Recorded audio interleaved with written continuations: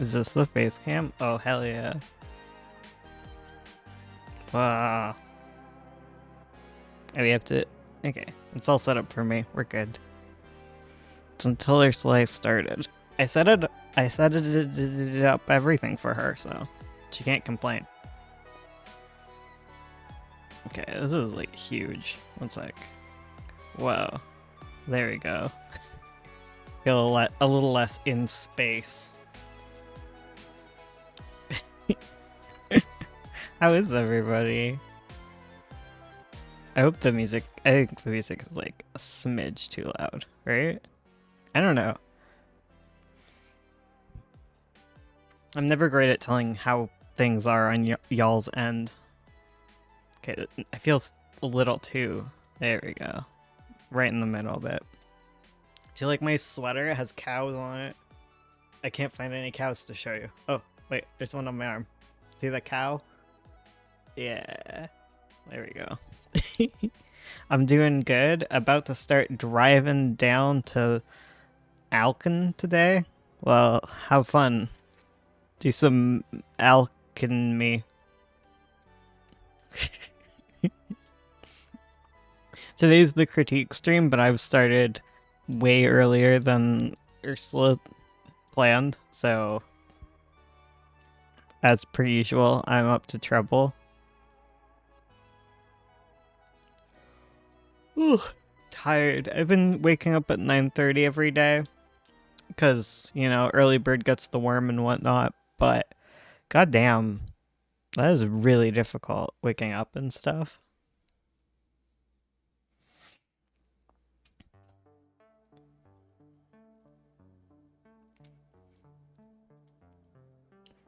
I haven't even switched the cats with the bird, so there's cats downstairs right now instead of bird.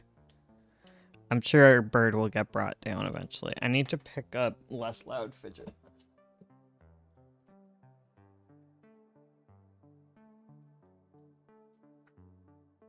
There we go. No, this one's still very loud. It's very fun. Fidget spinner. Miku is transfixed.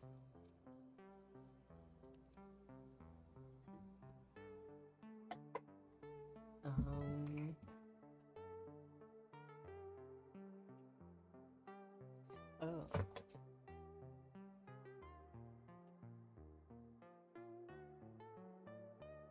No, go away.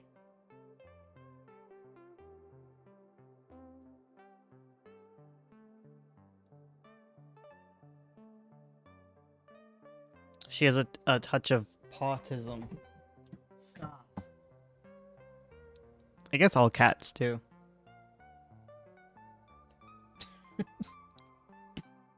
Cats are very autistic animals. What are you doing? Why are you staring at me like that? Come here. Here. No, show the world how cute you are. Come here. Come here. I love you. I love you, Miku. Please, come to me. Please? A little bit? Don't meow at me. Come over here. Come here. Come here, get down. Nope, she's running away. Well, I tried. Won't someone join me?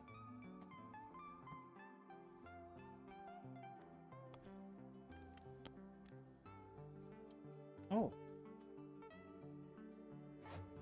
No, come back. Here. Come to me. I feel so rejected right now. Come here.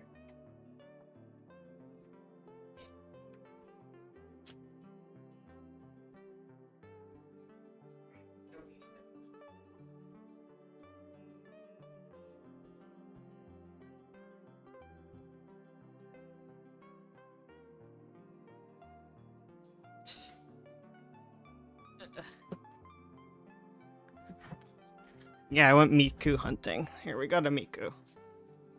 Ugh. Trouble. Did I miss much? No. I started early, so. Oh, squishable.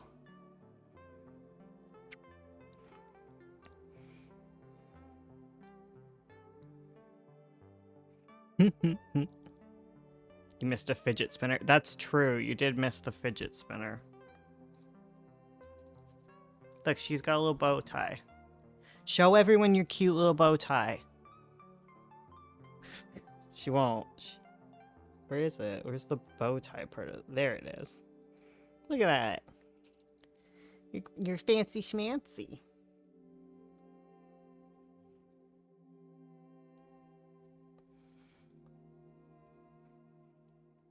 The thing with Miku is she has like a crusty little nose.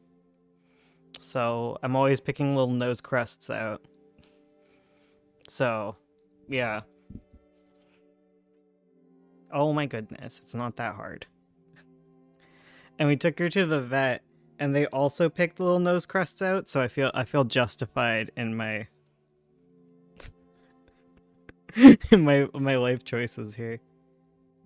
She's just a very dry kitty, and she gets like stuffed up with nose crusties. She also likes to hang out in the basement and just inhale dust, which does her no favors.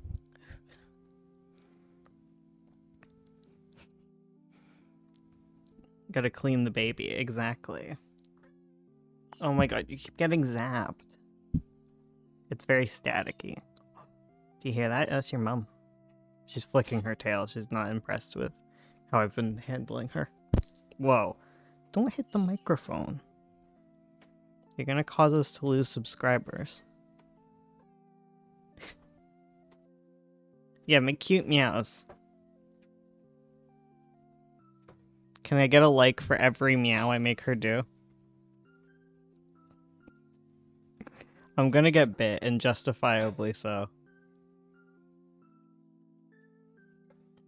Ursula came down. I'm a good good parent cat, exactly.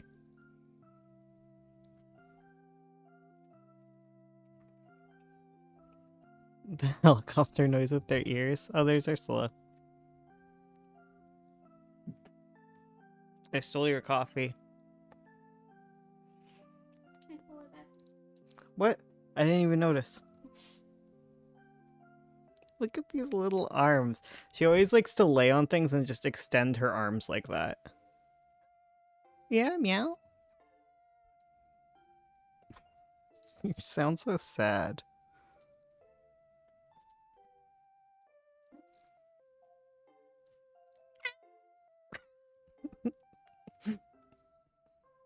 She's their, like, most talkative cat. She always has something to say. She reach. Ugh, gotta reach. You're like a teddy bear. Are you even alive? She's definitely alive. She harasses me all day, and this is her punishment. She's so malleable. Get a cat made of soup. They're the best cats. Teddy bear mischief? Exactly. She's one of those teddy bears that comes to life when you're not in the room. Except when you're in the room trying to do something. Oh, I'll be free if I just reach into chat. Chat, save me. Are you okay?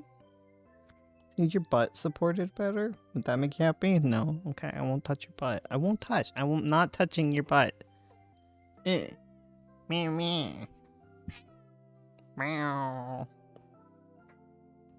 My Calico is a soup girl. Yeah.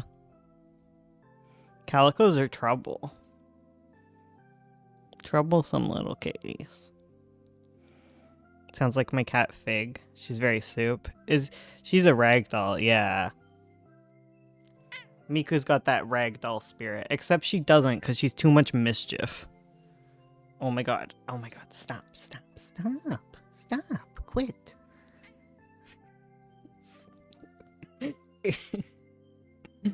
You have so much to say.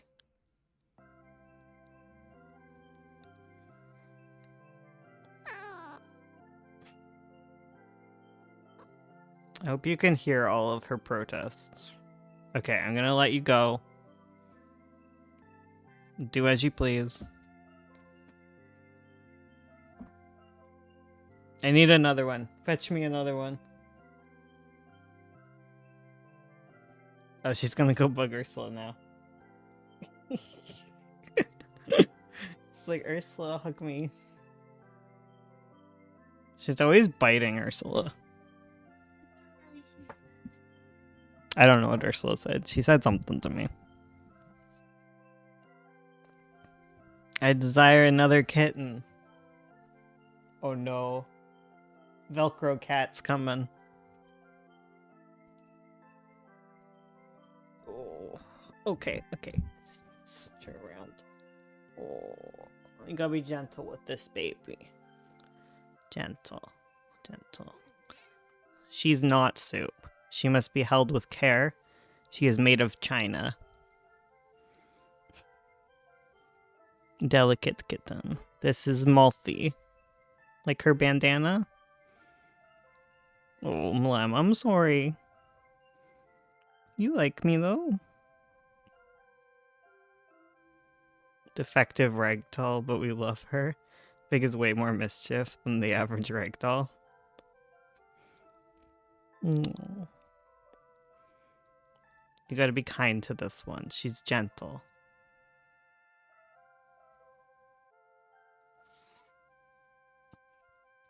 She's a very loving cat. Like, compared to, like, many cats, she's super snuggly. But compared to our cats, she is not. She's the least snuggleable. She's also very large. It's because she's part Maine Coon. Everyone says that, but I've seen her father. He's very large. He's got that giant chin. She's got like a little bit of a chin, but not anywhere near her dad. She's like a very, like, her mom is a Turkish Angora. Very refined and beautiful. And then this one's refined and beautiful, but she got that dumpy, the dumpy chin. She got the big chin, big bod, big lady. Whoa, it's okay. I'm sorry. I don't know what upset her. Something. She reached her end point. I love cats. I wish I wasn't allergic, but I love my doggo. Yeah, cats are pretty great. Doggos are high maintenance. I don't know where Fado is. Oh, he's banished. Fado's been banished. Matika looks like she's going through a lot right now.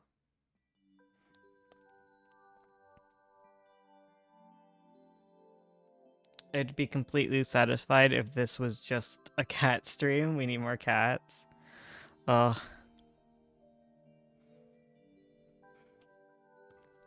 I'm a bit sad about cats because our one cat passed away last week.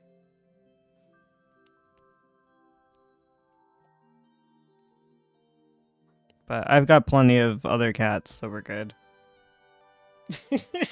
That's how it works, right?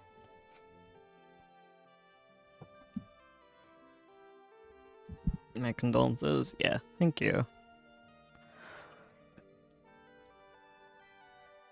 It's so sad. It's pretty sad.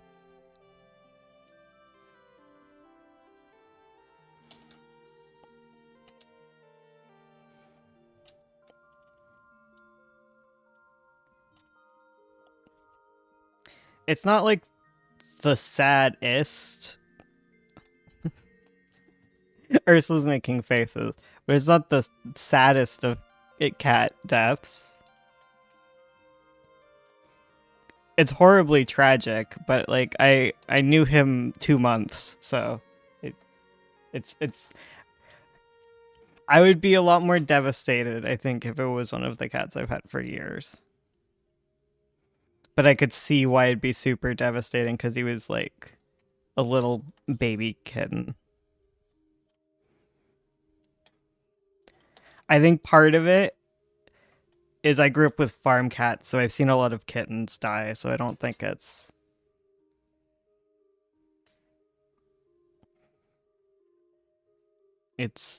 as traumatic.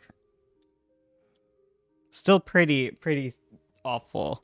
And yeah, Ursula's really sad. Because she loved the little Tallow. And he was very sweet.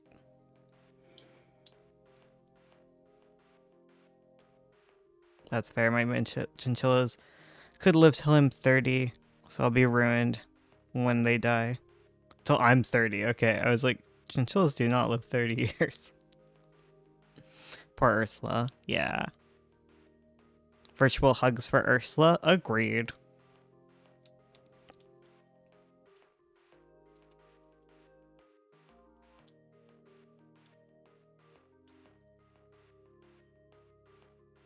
Oh no, she's crying. I brought Ursula to tears. I'm ruining her makeup.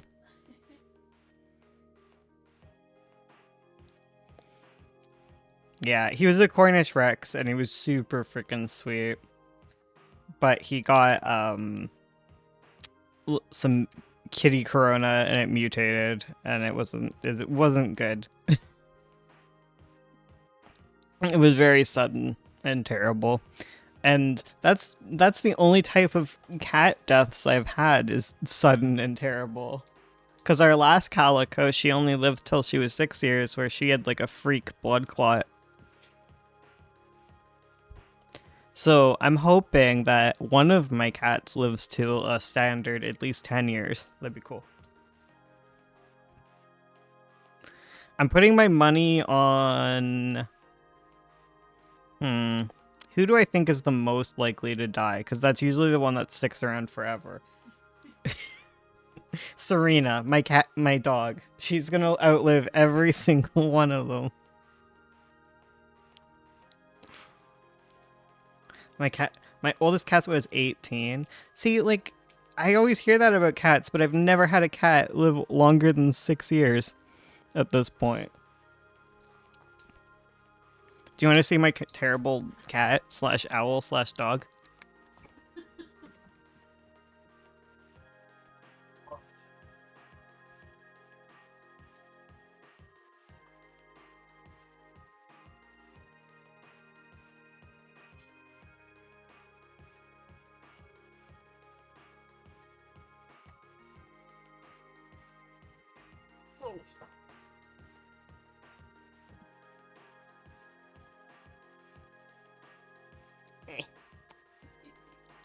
Yes, she is. Upset.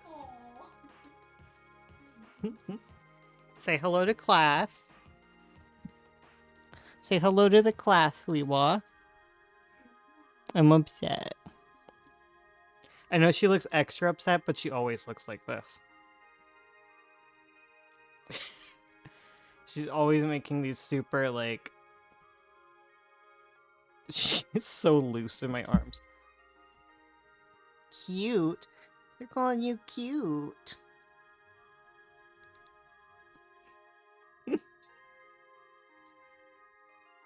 She's looking at what Madoka's doing.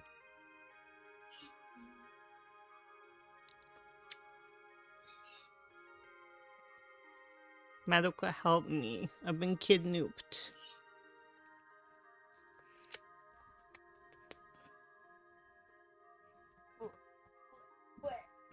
Don't take my ears off, please.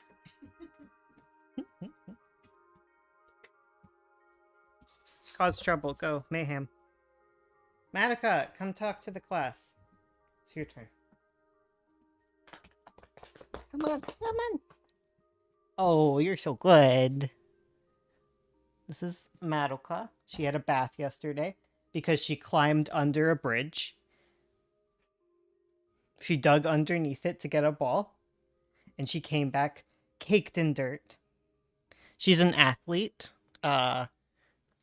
She plays ball really hard and has lost almost every single one of her claws.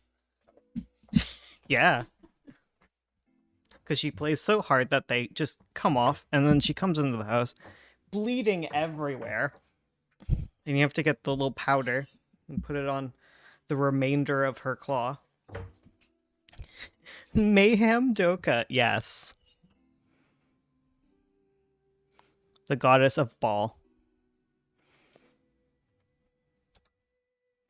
I'm waiting for Nat. Is Nat gonna show up?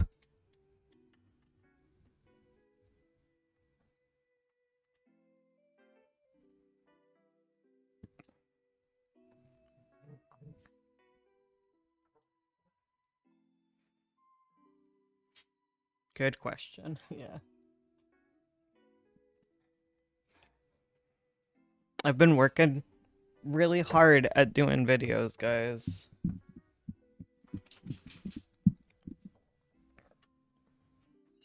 I hope you're super heckin' proud of me, Uwu.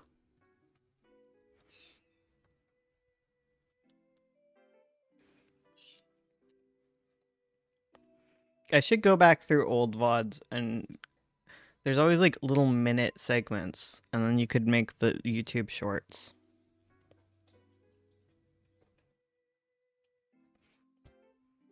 Because that's how things are. It's either 3-hour videos or 2-minute video. Not 2 minutes, that's too long. 30 seconds. No, too long. 15 seconds. I'm super happy about the videos, Bones. It only gives me so much motivation. Good. 3 seconds or 3 minutes. No. 3 seconds or 3 hours. The 2 video lengths that are acceptable on YouTube. Oh no, there's wrestling behind me.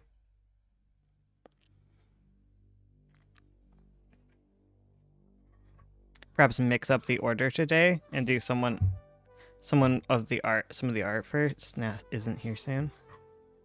The thing is, there's only one thing for me to do, and that's Nat's.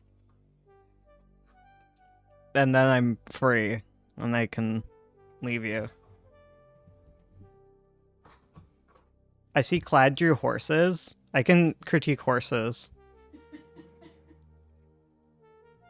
Is Kladd here? I'll critique your horse. I mean, Mouth also did horses, but they're a lot more stylized, and they're very good. That implies that Kladds are bad. No, Kladds are very good horses as well. They're centaurs, actually. There's a lot of centaurs. Should someone at Nat in the Discord? I mean, I started 40 minutes early, so, like, I don't think it's Nat's fault. Did Ursula say when everything was starting?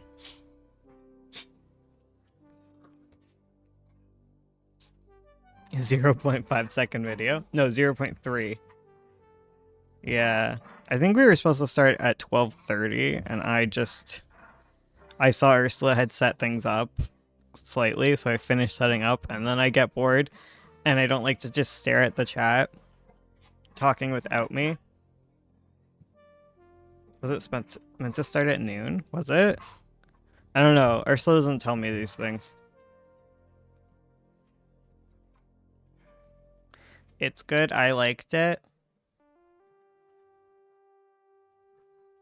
I'll look at what Ursula said.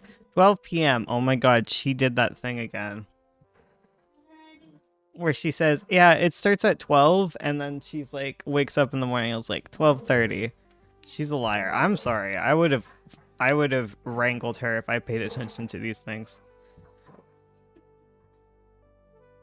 I'm the on time one.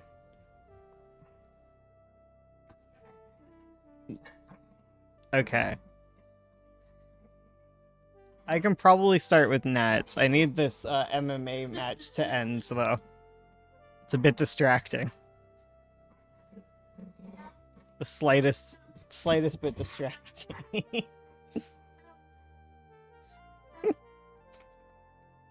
There's a little foot. Do you see? Oh, it's gone.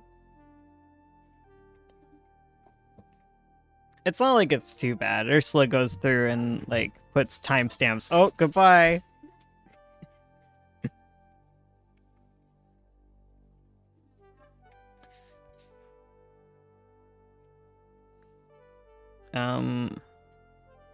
What is the button? It's... oh my god, there's too many options here. Critique. Whoa. I did it. That's mouths. I'm not a mouth critiquer. This one. Okay, now this is definitely too small. Or maybe it's just because I sit so low to the ground. Okay, I'll try and sit up.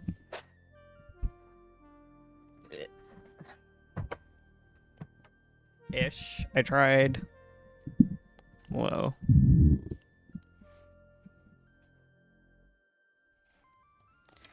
Okay, Nat. I know you're not here. But I'm sure you'll come back. Would I have to send my art through the y'all's Discord?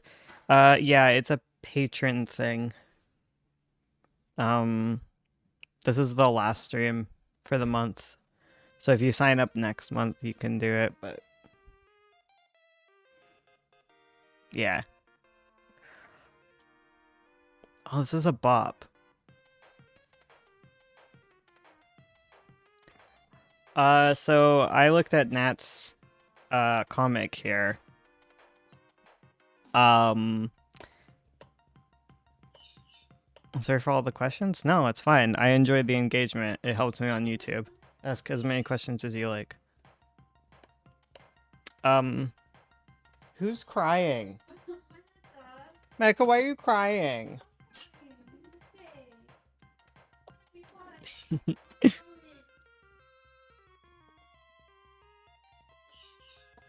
Everyone's crying. It's all popping off. That's how it happens in this house. As soon as you sit down to do something, hell breaks loose. They can go out at the same time.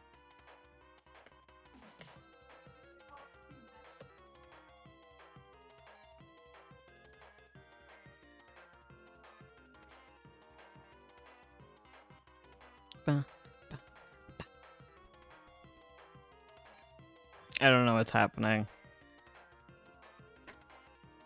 I think Ursula's getting a snack or something. Now she's letting the dogs out. Okay. Right. Actually starting. So I was looking at Nat's today. Actually on Thursday. I have to remember what I was looking at.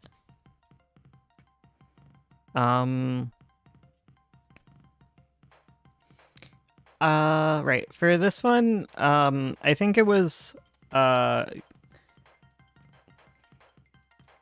good in, like, all the ways it's usually good. Like, I like how you pace pages, and scenes and all of that stuff. It's very good action. It's a bop. It's very engaging and good. I guess... Okay, so you were asking, like, a question. There was a question, and I knew it, and I paid attention, and I'm sifting through to find it now. You said you wanted to see how we would maintain tension.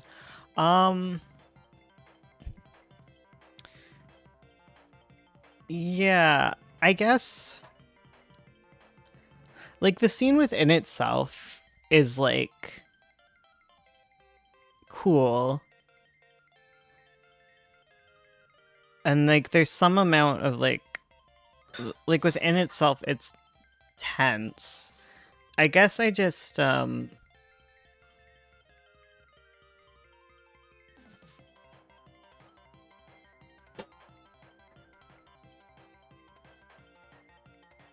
I think maybe it's just because we haven't gotten to, like, any sort of low point in it yet, and this is just the build-up to it. But I do kind of, like, wonder what this point of the competition is, like, adding to her character arc. Because it is very self-contained.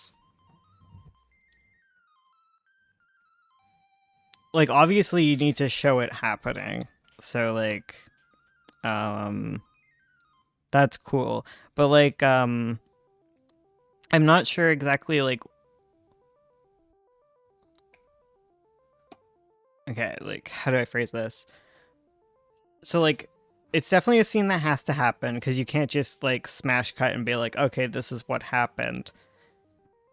However, if that did happen, if we were, like, to get rid of this scene and just have them summarize it later, like, I'm not sure what would be lost, if that makes sense. Like, I don't know what is being developed here and, like, how the stakes are raising, because it's like I said, like, we know that she's gonna win this, and, like, again, it might be that we're just starting the scene and like, there's more tension to, like, come. But right now, it just feels like a lot of, like, cool action with very little, like, stakes. Like, I come into this thinking that she's not going to lose.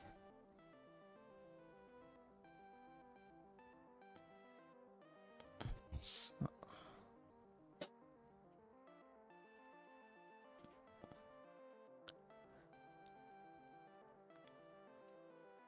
And there's just, like, so much going on for her character right now.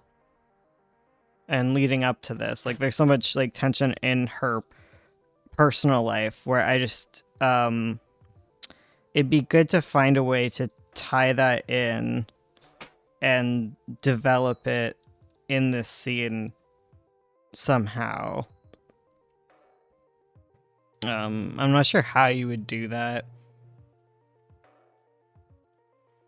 I I guess the usual way in these kind of like tournament arc things is to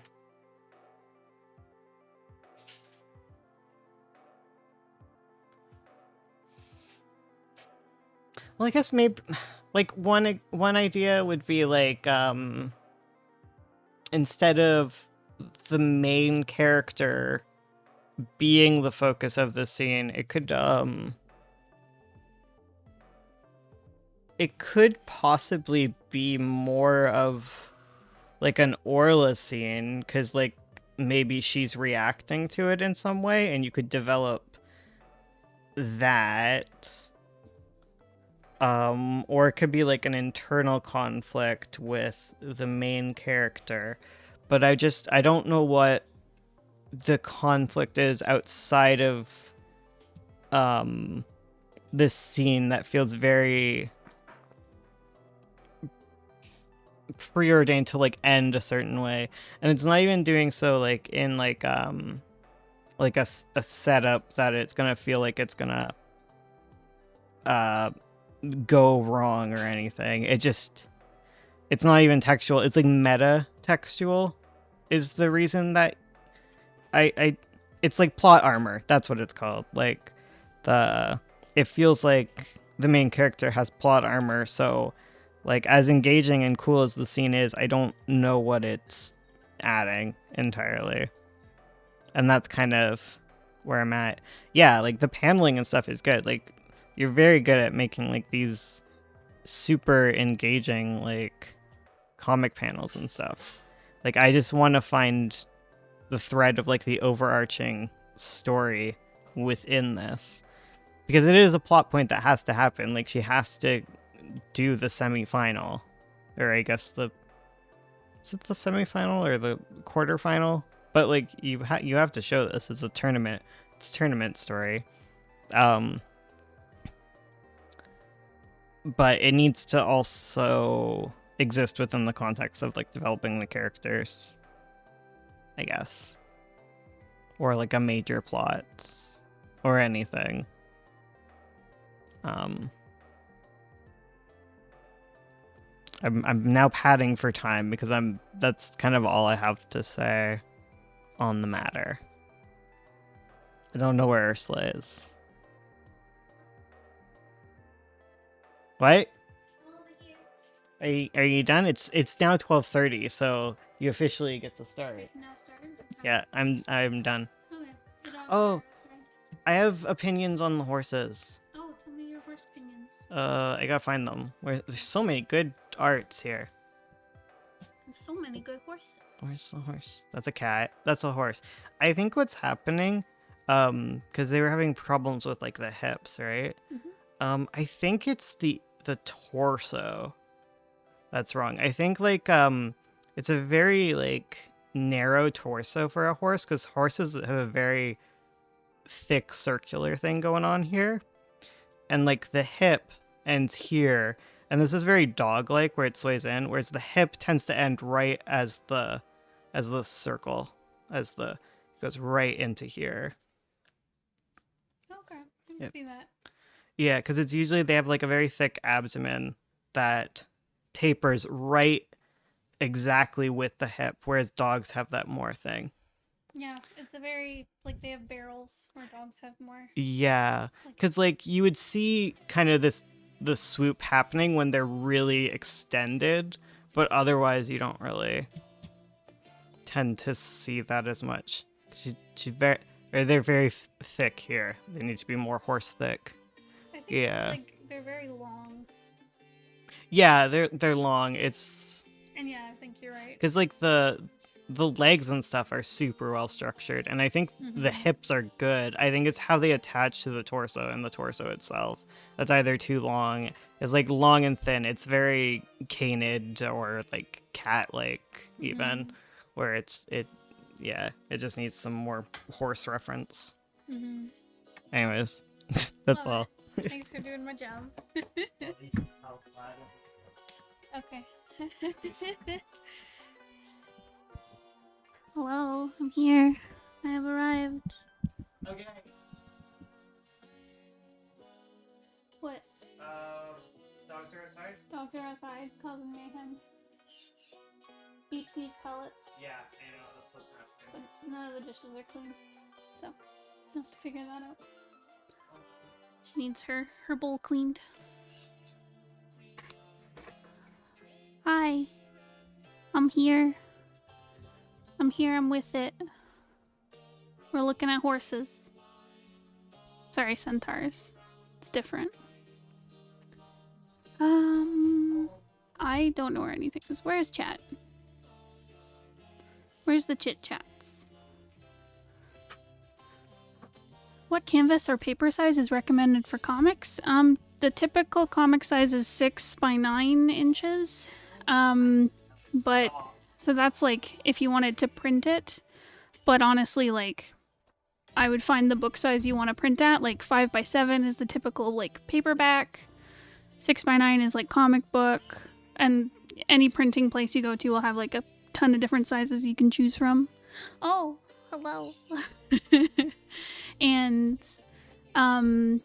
it also, if you are working on say like a webtoon, like which is in mobile format, it's all different from there. So the chat's frozen on stream. Ooh. Ooh. Is that better? Did we fix it? Did we fix it, fam? Hello. Hello, hello, hello. There we go? Okay, perfect. Alright. Where the heck is everything? Bone set this up, so I don't know what's going on. Okay. I think yes? Okay, perfect. Perfect. Alright, so I should finish up Nat's critique. Oh my goodness, where are all these? Where are they? Oh, whoa. Habwa. Habwa. Okay. All right. So yeah, Nat, I should probably finish up your critique. Is Nat here? I don't think so. If you are, give me a shout. Okay, so, right, so you're looking for, yeah, you're just wondering if visually if things are okay to follow. Yeah, definitely. So, yeah, I think Bones said it pretty well, where everything you drew was very engaging and easy to follow. Like, I really like this page where they're starting off the, arena thing, and the tree, like, grows, and they have to jump around on it. I thought that was just fun. But yeah, I like the paneling showing it, like, growing and extending up, in this, like, glass thing. It's good. It's good stuff.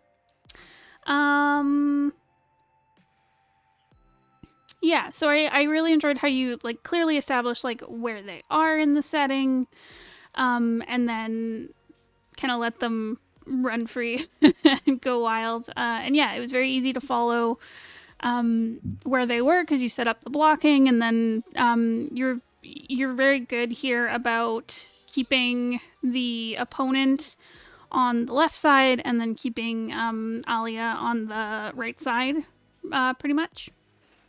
And keeping that pretty consistent so it's easy to follow and we're not flipping around and losing track of people. And yeah, the action was just like really fun, really engaging. I really like the expressions for Alia, especially like through this, like her little heh smile when she like gets out of range. I thought that was fun. And her plant steed attacking, also fun.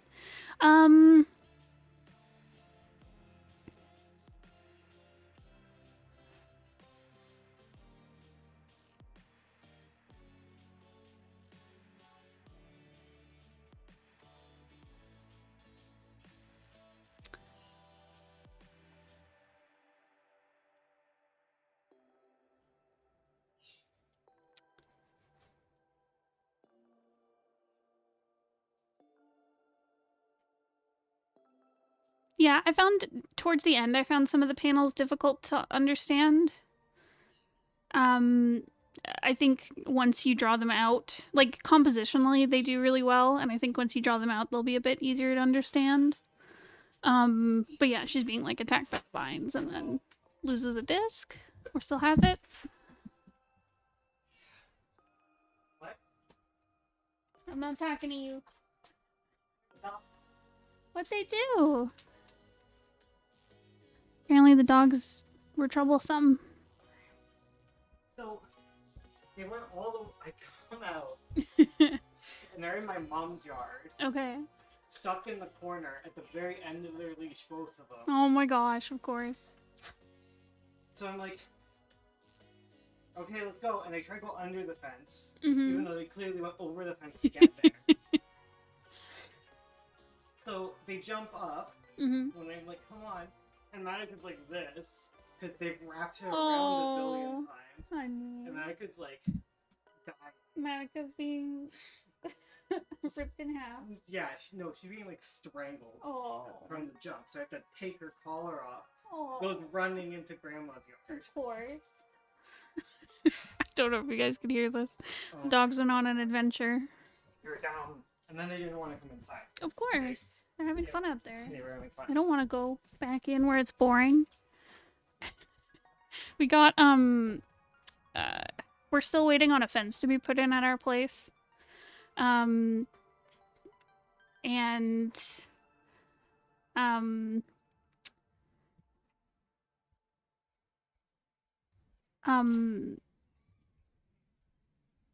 yeah, so we got like a, we got like a new tether for the dogs, and they still somehow managed to get into the neighbor's yard.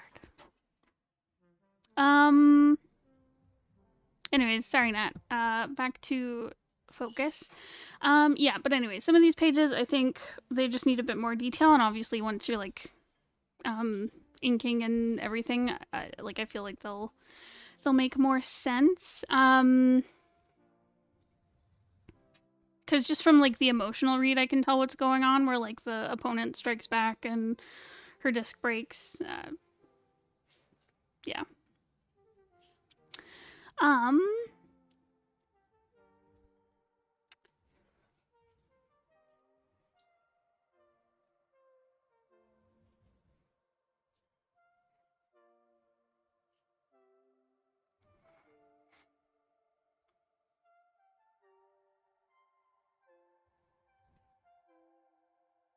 Yeah, I don't know. I'm having trouble coming up with like more things to say other than like keep doing what you're doing. Yeah, definitely make sure kind of as the scene goes on to keep establishing where the characters are. Like I especially like this page where Aaliyah looks down and sees the opponent like attacking back. Yeah, just keep bringing that stuff in, because that's really important for an action scene like this where you need to understand where the characters are. But yeah, otherwise things look great. Nat, if you have any questions, let me know when you see this. All right, who's going next? I see there's discussion in the chat going on. She flew underneath her cage. She got stuck. Beeps. Are the cats out? No, I put them. Oh my god, you scared me. Sorry. I don't know what's going on. He came down with the bird and I was like, oh my god, the other animals are out. What are you doing? Oh, well. Hi, Beeps. Beeps, come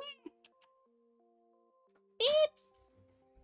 She got scared when I went into her cage and dropped the bowl.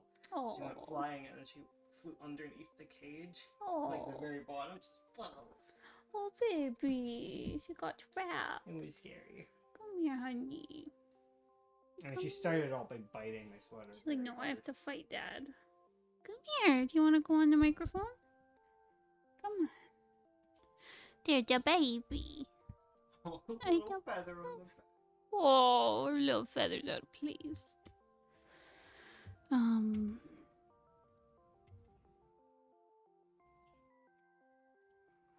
Little baby. Hello. Hello. Oh no, oh no. Sorry for the sound. There we go. Miss, what are you doing? Oh, you're fluffing. Fluffing means they're content. You're fluffing. You happy girl? Hello, baby.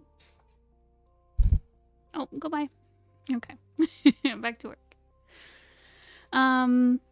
Okay, sorry.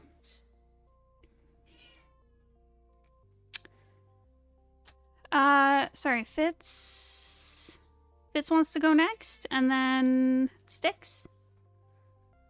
Okay. Are you able to give feedback on scrolling format comics?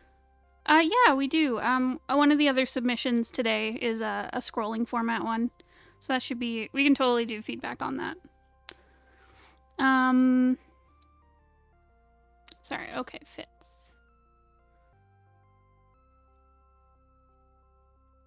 Okay.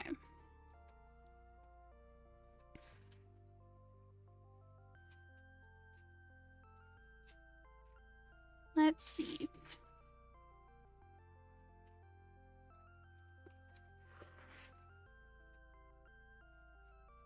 Okay. So the first one is a Fakeamon, a fake Pokemon.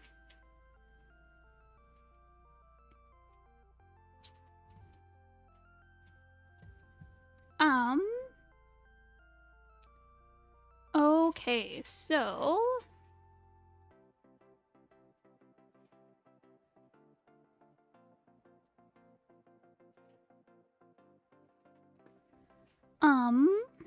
let me see.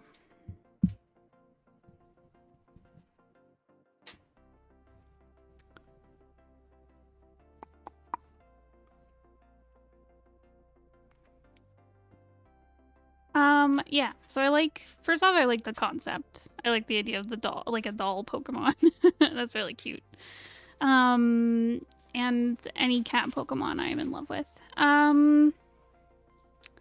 Yeah, I also think you did a good job with, like, emulating, like, the Pokemon, like, motif style with, like, this, like, computer-esque polygon, not polygon, you know, whatever it is, the shape. I can't think of any words today, I'm sorry. Anyways, the geometric shapes and stuff in the background and the colors, I think, are all there.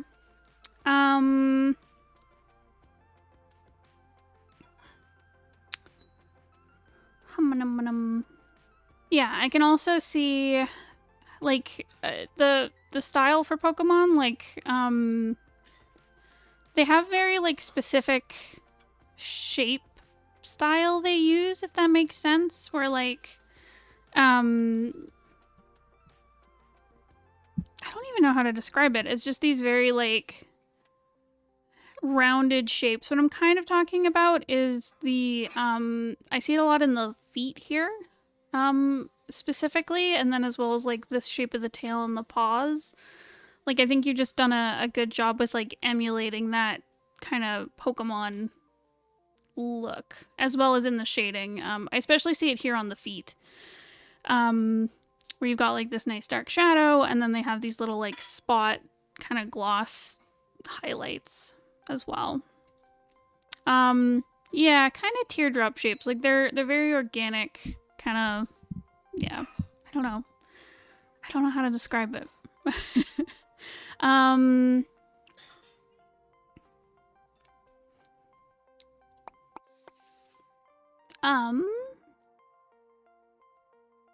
Yeah, also with the, I don't know if it's easy to see on the screen, but, like, you have these, like, disjointed lines and stuff on the pattern on the Pokemon. Like, yeah, that's also, like, a common thing that they do. Push the shading more on the darker colors. Yeah, I think that definitely would have helped. It could have also, I think,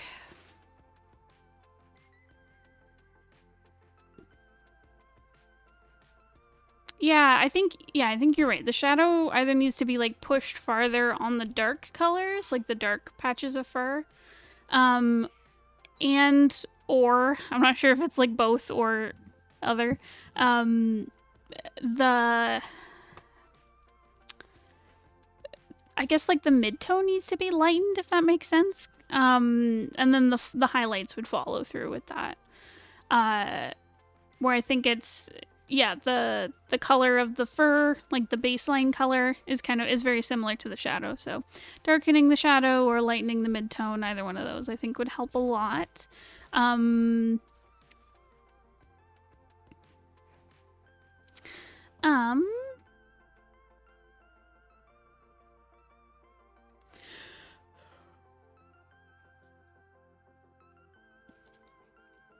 But yeah, as for like the style, like capturing the Pokemon style, I think you've done a really good job. Color-wise, things look great. Like you've got good contrast between all the different parts. Yeah,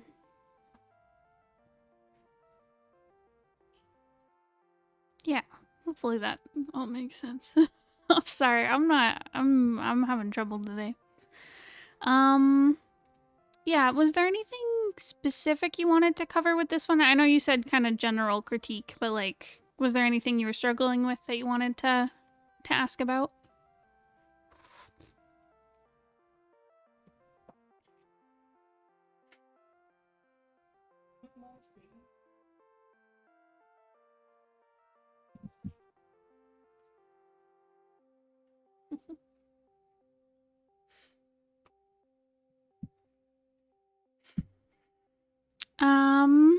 It was mostly the shading. Yeah, okay, so I could go into detail on that. Yeah, I think so. Talking about emulating like the Pokemon style, I think you need to pull back on the gradient a little bit. So like, let me get. Come on. Huh. Okay, my computer won't. Okay, I can't close up on it for some reason. Sorry about that. No, it won't let me. Oh, you and your dang weird freaking thing.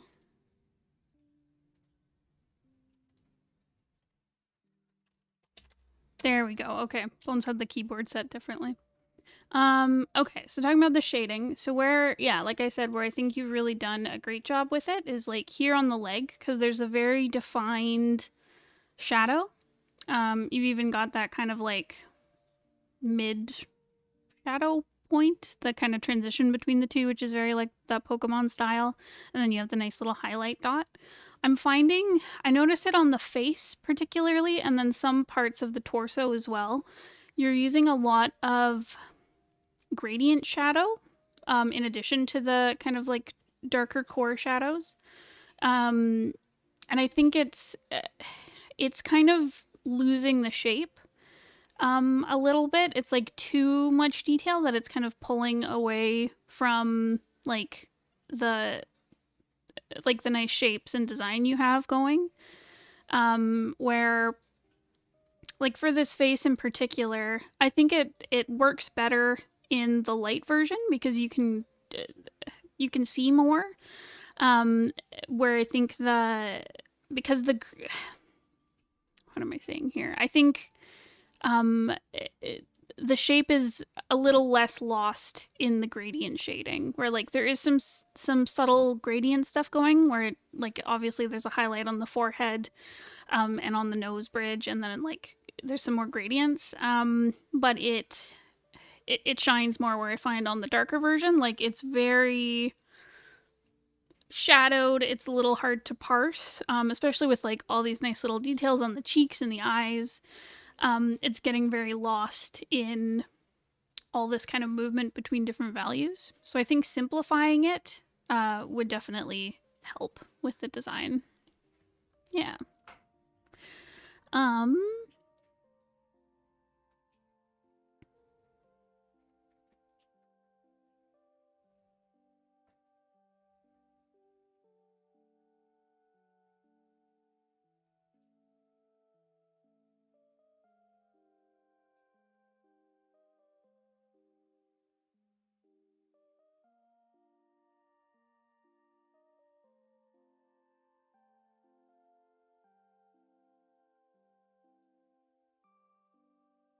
Yeah, because I like on this, the hand that's like extended upward.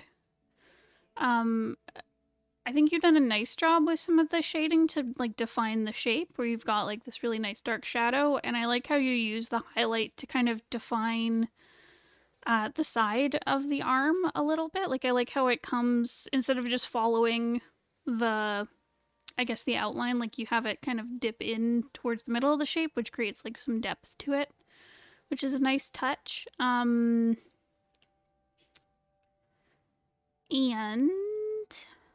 yeah, some of the shading on the mane, or like the frill around the face, I really like how it is up top. Like you've got a very defined like shadow and highlight, but I find kind of where the shadow is hitting, I think some of it, like you could just shade the whole thing. Like you've got some like kind of highlight mid-tone pieces, because I think you're trying to keep that like crescent moon shape throughout it.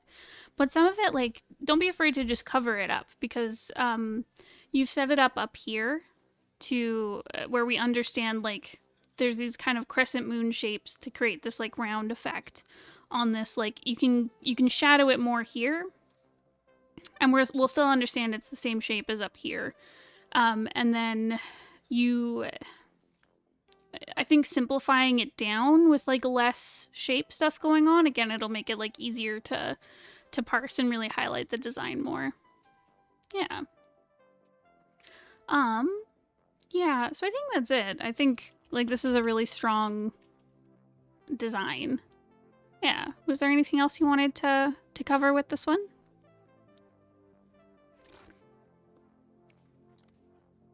I added gradients to get more contrast. It's hard. It's a hard balance, because like sometimes a gradient is needed to really show the shape of something, but yeah. Yeah, it can be a difficult thing to work with.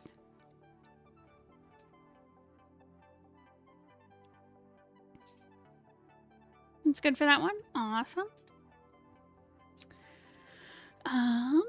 So we have this one. It's a character from a story. It's about former magical kids who get called back into the action as adults. Her name is Sylvia, and she's vampire themed. Okay, awesome. Right, so you said general critique. Is there anything in particular you wanted to focus on?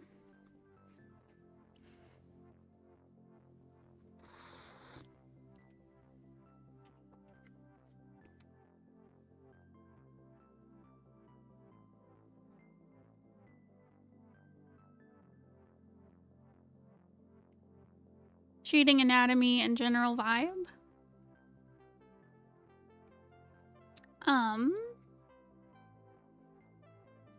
Anything else is fine? Okay. For general vibe.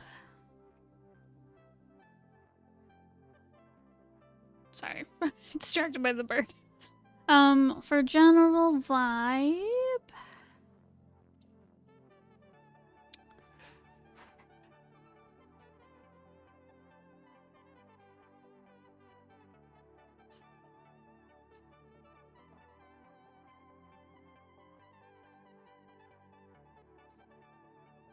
I don't know. I think I'm just getting like sultry lady vibes from her, which is very vampire. So like, I think that's on point.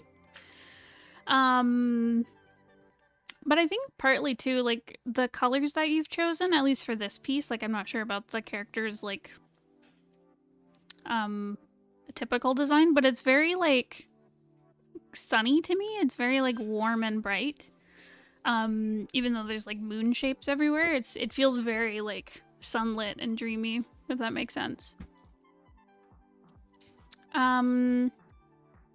Okay, so then as for the shading, there's some things you're doing that I really like. I find this, you're using some cell shading with like this kind of darker outline to it that's very interesting. It creates some very like it's almost like a watercolor effect where sometimes it'll get a little darker around the edges from where the water pools as it dries. But it also has this very like sunshiny vibe to it. Like it reminds me a lot of like kind of like a sunset or an evening kind of lighting where things are very like gold and glowy. If that makes sense. Oh, okay, the vibe of the group is pastel and dreamy. Okay, then that totally fits. But yeah, anyways, I really like it. I especially like the little details on the face with like the light coming off of her nose, and you get to see this little kind of like patch of highlight coming through on her cheekbone. I think that's a really nice touch. I also really like a lot of the shine going on in the hair, where you've got these like larger shadow shapes and then these like really glossy pieces for the highlights and shine. And I think you're doing some interesting like shape work as well with the shadow that you could have been doing before, but I think this little outline idea really highlights it, where it's very like round and bubbly through her face and her hair especially. It's really interesting. I also like it on the wings. It creates a lot of like volume to them.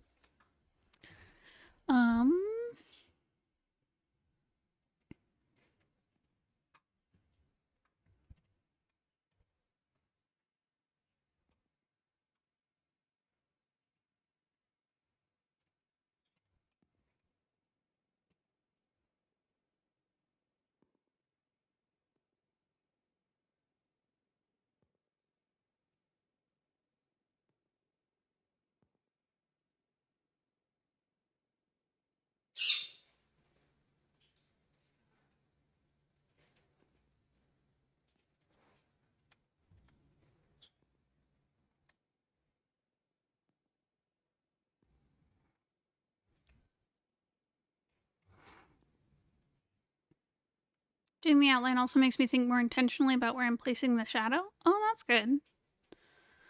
I do the outline and then fill in the later shadow color. Oh, interesting. I like it. It's a really cool effect.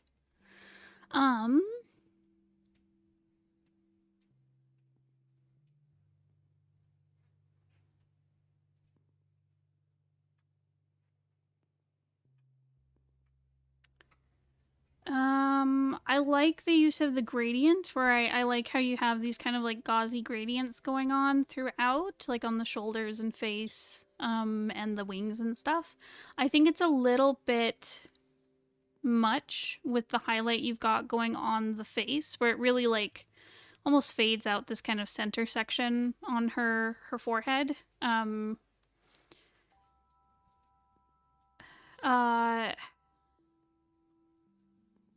Like I understand the intention, where I think you're again going for that kind of gauzy, hazy kind of look, but it needs to be pulled back just a smidge. Like I feel like you could keep this, but then you need to go in and like darken some of the shadows and stuff around it, so it feels a little less like tacked on top. So that's just something to be careful of.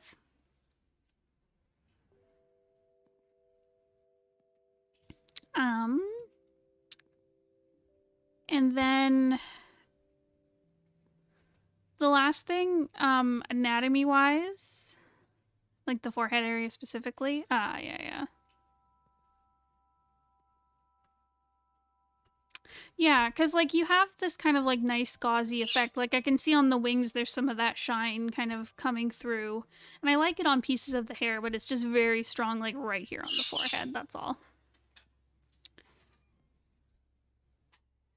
Yeah, that like I totally get that, where like I've seen that too, where you see it creates this like transparency. I think it is just like a little bit strong. If it was pulled back a little bit and some shadows were added in, I think it would work just fine.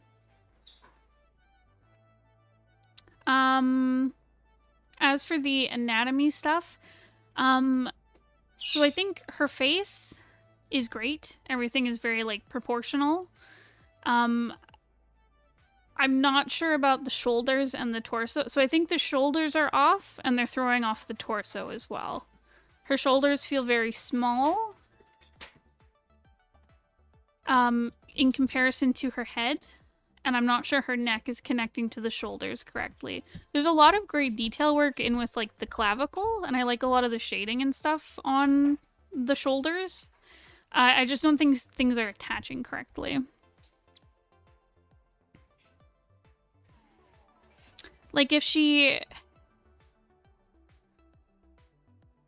I think it's important if you have a character who has like one of their shoulders up, kind of like this, and they're kind of leaning their head towards their shoulder, like there's gonna be overlap between the head and the shoulder. So like don't be afraid to like do that. Don't be afraid to like overlap more up here with the head and the body.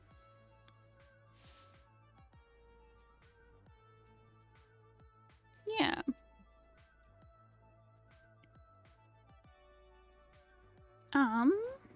Was there anything else on this that you wanted me to cover?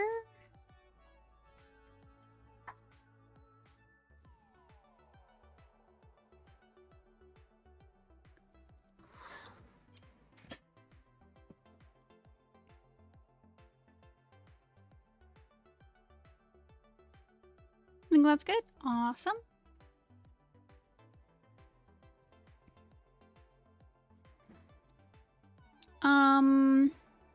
Okay, so this is another character for the magical story. This is the main character.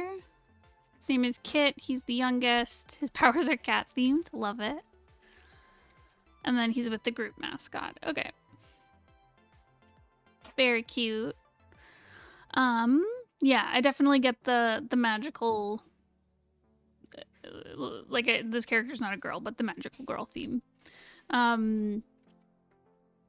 With like the scepter and the bow and the mascot, and yeah, it's definitely, you've got those vibes down. Sorry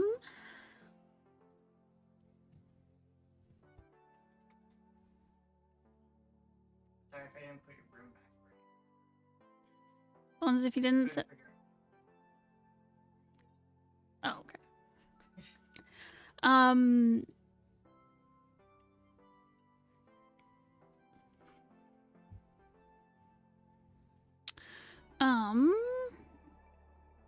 Sorry, the mascot needs more design passes and general feedback. I really like the mascot design. There's really great contrast going on there. It's very like galaxy kind of dreamy, where you've got these little like stars and planets going around, and there's this little dot motif. I'm assuming these colors are the colors of the group. It's very like Studio Clamp. Like I could see them creating a creature like this. Oh, thank you. I have many beverages. But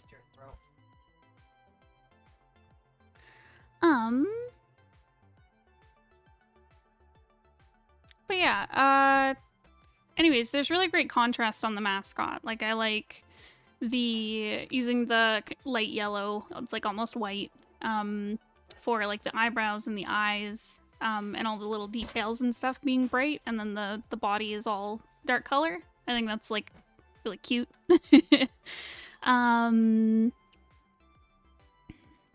Yeah, I think the only thing I would suggest for the mascot is kind of bringing in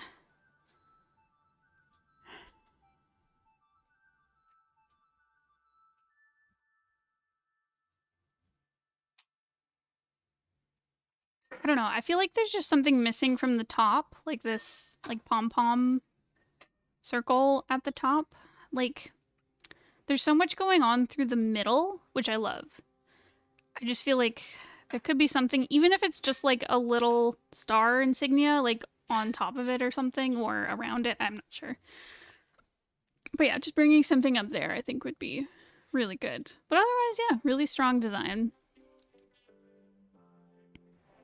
Smaller wings? Maybe. I kind of like them. I feel like they balance out the tail quite well.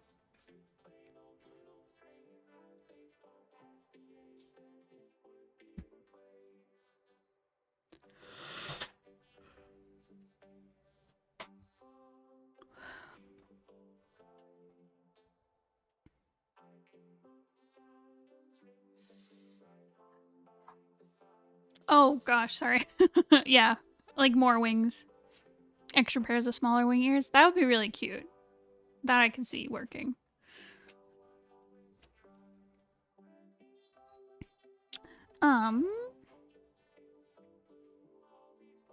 Yeah.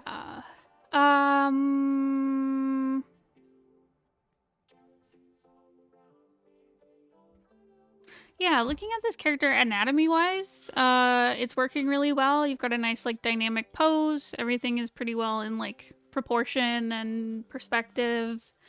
There's lots of movement, which is great.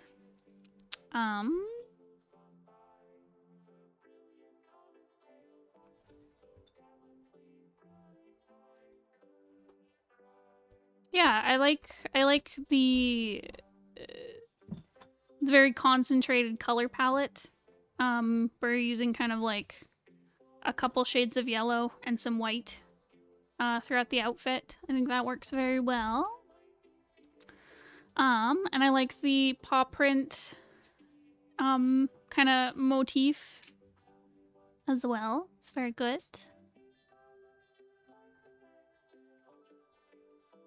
Yeah. I'm having trouble finding things to say because I'm like, this is just really solid.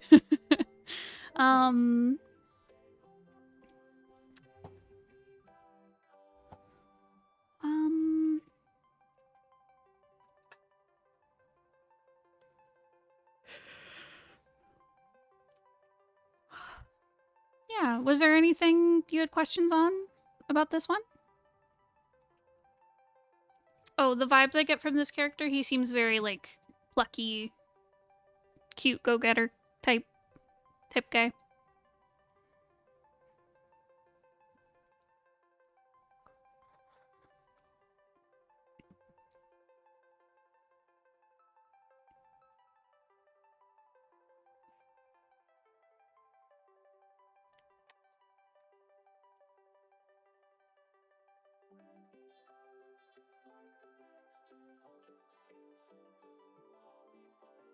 Does the scepter or wand design look too simple?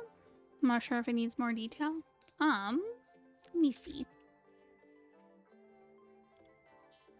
So I really like, it gives me very like Sailor Moon vibes. I think it's just that like the shape of the wand that I'm remembering, with like the bow and then the top of the scepter.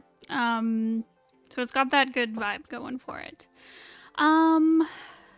I was a little, actually looking at it, I am a little confused by this little crescent shape coming off of it. Is it, because it looks like there's a ribbon wrapped around the handle. Is that the end of the ribbon coming off?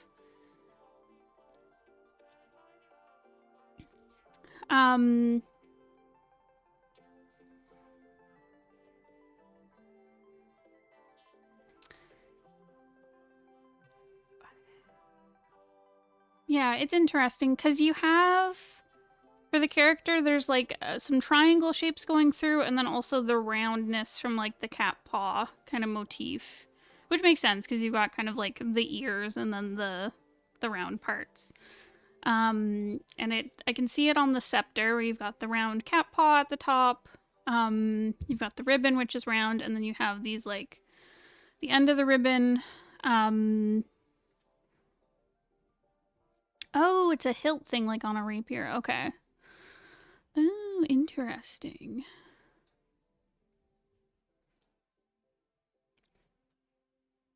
Interesting, like a hand guard kind of thing.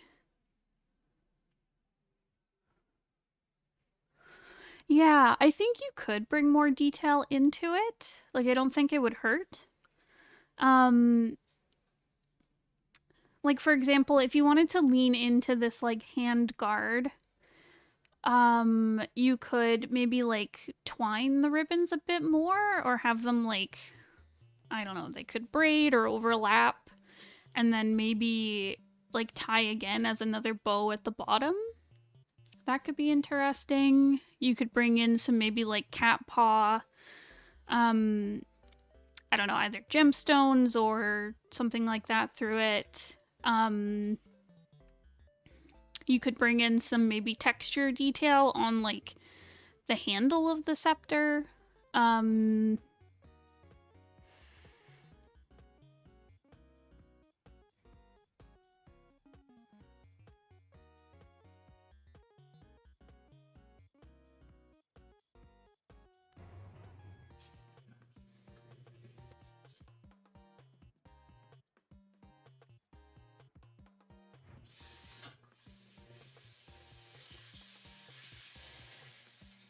It comes from the ribbon but functions like a handguard.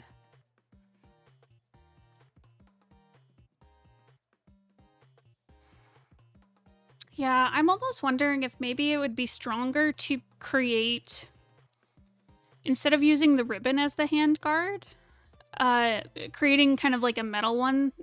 Like it might not be metal, but you know, using the same kind of yellow material as the handle and like the top piece, and then using the ribbons kind of similar to his cattail.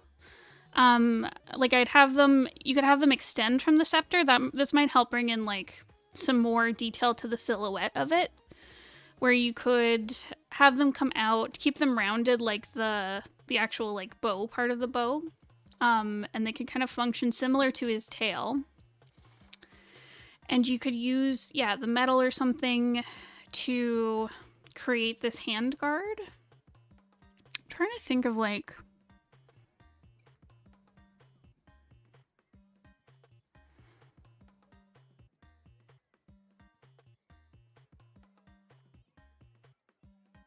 yeah, you could also use like, I don't know, like a kind of bubbly shape for the guard. It's hard because, yeah, I feel like you'd want to bring in some more of those kind of triangle shapes.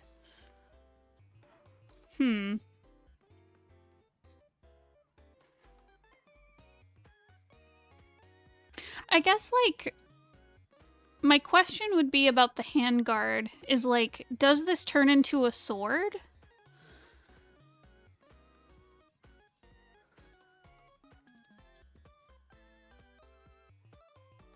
I want the wands to have a similar style across all the characters. Oh, okay.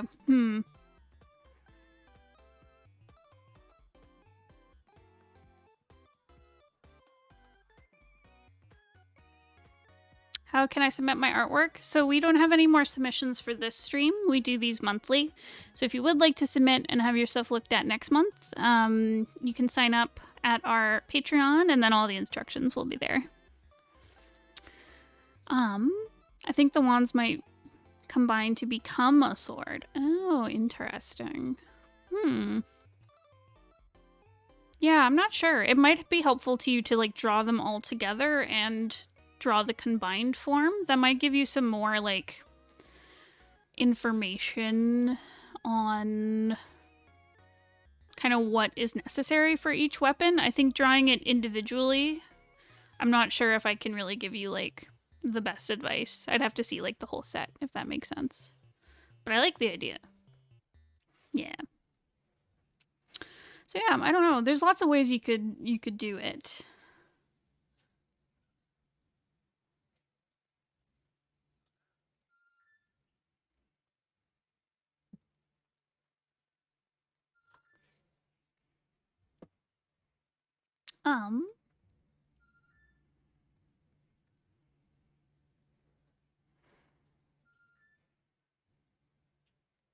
Yeah. Was there anything else for this that you wanted me to cover? Or that you're still wondering about?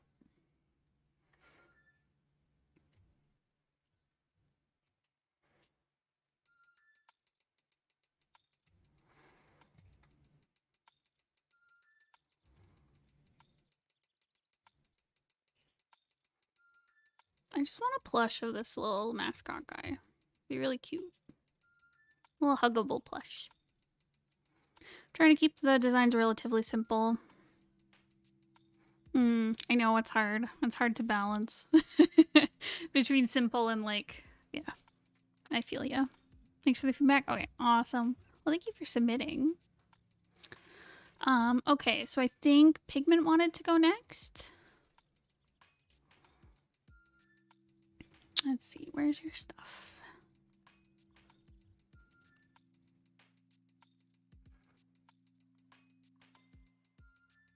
Okay.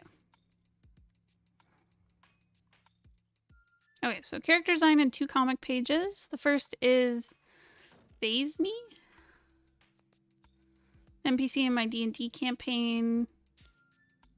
She's a princess who ran away using an airship crash. Oh my god. Okay, so she's taken on a new identity. Choose a knight. Okay. Critique and vibe check. Let's go. Can I go after this one? I have to go to work? Yeah, totally. We can do yours after this.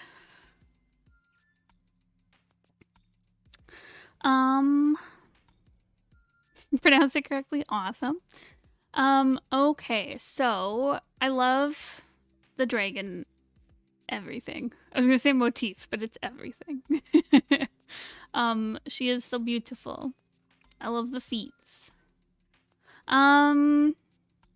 Okay, I'll do a vibe check. So she feels very, like, regal?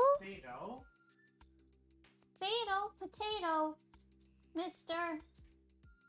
Come here.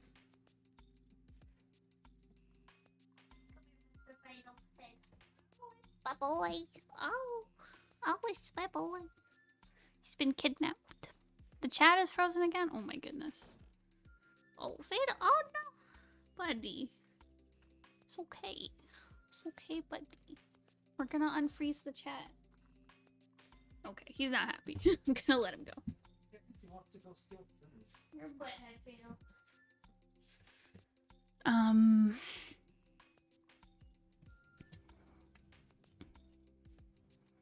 Oh, chat.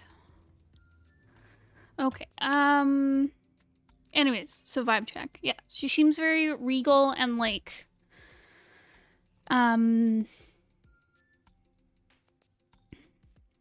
she feels very like that kind of like serious noble type.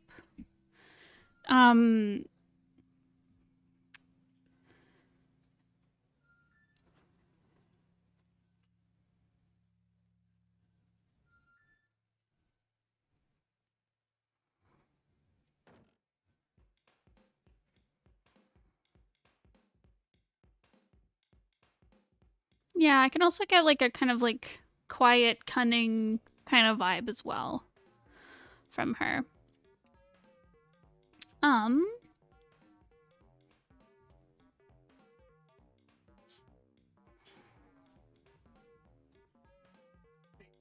It's comfy.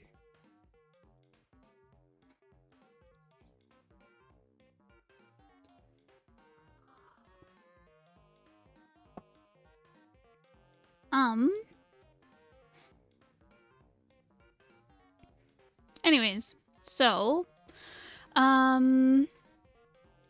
she's pretty serious. The main reason she ran away because she wants to be taken more seriously. Oh, bless. Hell yeah.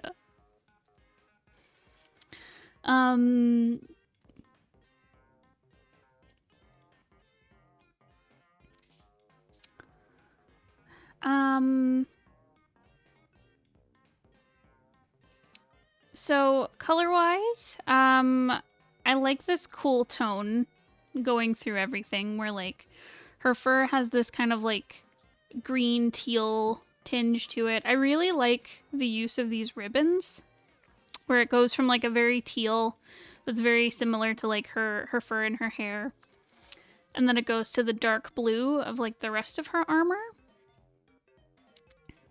And the armor itself, I really like the match of this like navy blue, and then there's this like lighter powder blue, and then you have these gold accents through it. Like that's just like a really nice color combination. Especially because like it makes the gold really stand out. The navy's like nice and neutral, and the lighter blue really pairs well with the rest of it too. I think there needs to be a bit more cohesion between the teal and the blue, the same way you have it with these ribbons, where it goes from the teal to the blue. There's just a lot missing from that needs to be tied together a little bit more. And that could be bringing in some more of these like blue and navy and gold details, like through the rest of her design, like through her horns, or like, I don't know, ribbons in her hair for like a braid or something. I'm not sure. Or possibly bringing these blues closer to like a teal. They just feel they're almost clashing because they're so similar, and I feel like you could like marry the colors together somehow by kind of like intertwining them more. But yeah, they feel they're kind of butting up against each other a little bit. And the gold is like such a nice highlight. I'd love to see it kind of through the design even more, because right now it's just very concentrated, like right at her waist. And it is in her sword as well. In this particular picture, it's at her waist. But yeah, just bringing these gold accents elsewhere would I think bring the design together.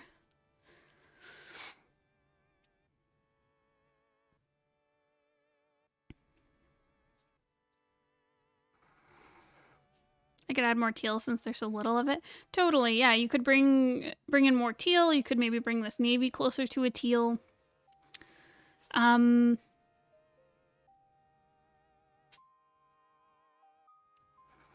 Yeah, you'd have to play around with it and see what works. The other clash might be between the powder blue and the teal. So maybe play around with like changing this lighter blue to maybe a more tealy kind of like greeny blue. I don't know. You'd have to play around with it and see what you like. But yeah, I love the detailing. I love the armor. It's just so cool. Some horn decorations? Yeah, that could totally like help bring it together. Whether that's like ribbons or like some gold accents, something like that. Earrings but for horns? Yes, I know exactly what you're talking about. And I love it.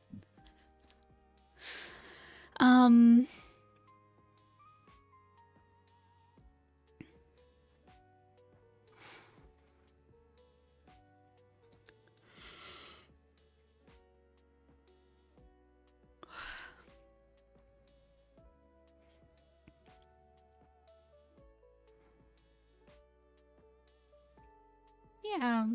Was there any other questions you had about this one? Anything I didn't cover?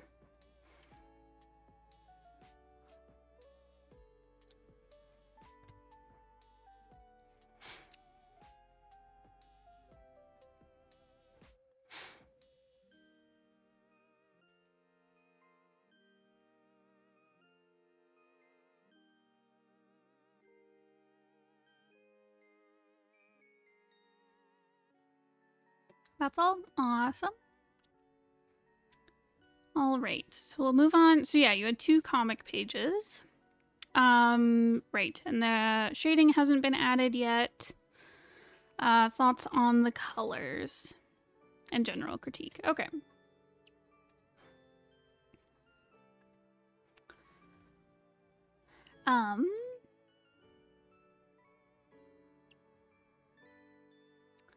All right. So, as for like the general color choice, I think you've done a good job with contrasting the pink and the green. That really works obviously because they're opposites on the color wheel, so it really makes the green will make the pink shine, which you'll want to shine because that's the character we're focusing on the most.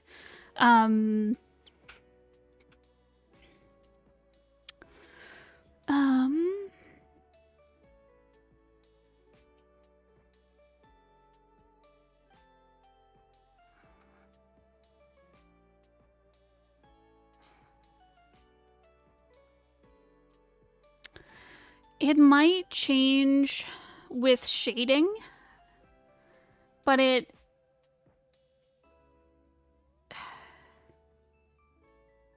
I think the greens are like a little bit too strong currently. It's a little bit better on the smaller panels where you're using a lighter green that can help kind of like let the pink stand out. But I'm feeling like in this kind of, I guess it's this panel where she's like standing in the full body pose. But yeah, but this kind of mid-tone green, it's really swallowing her up. Again, it might help if you bring in maybe some background elements or like change. It's hard to say. You could go darker or lighter. Right now, it's just the green is very mid-tone. I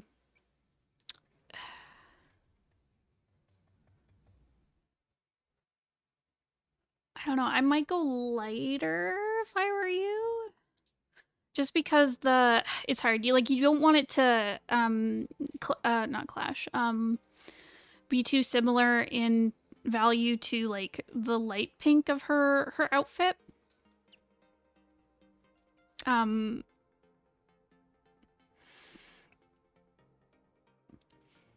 yeah, but I feel like you really want this like dark pink to stand out with these like mini guns, because that's like the big focus.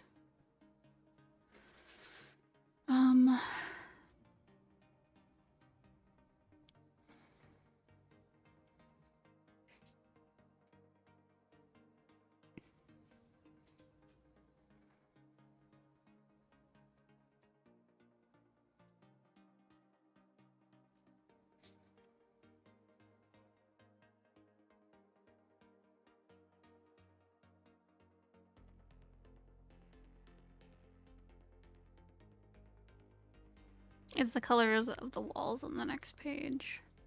Oh, I see what you mean. Yeah, because that works a lot better on the second page where we've got like the background elements and yeah, just the lightness of it here on this bottom panel. Like this is it. Like this is what you'll want to do with it. I just think it's a lot of green here on this first page. Because yeah, you did a very good job on the second page where she really stands out compared to the background.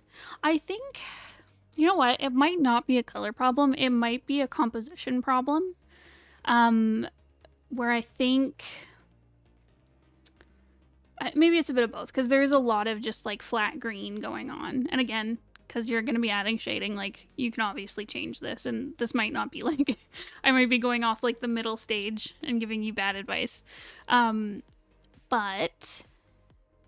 for these two top panels, there's a lot of space above her head. I don't think you need to change too much here. Like I like how she's at the bottom of the page and there's this little like comedic beat of her like thinking and then saying her dialogue.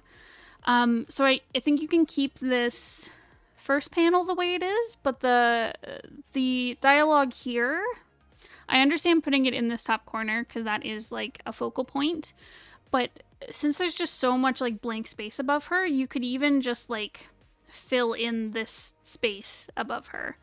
Like use a bit more horizontal space with the speech bubbles.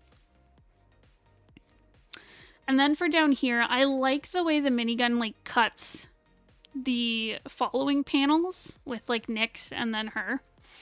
But I think where she's standing here, you could move her up.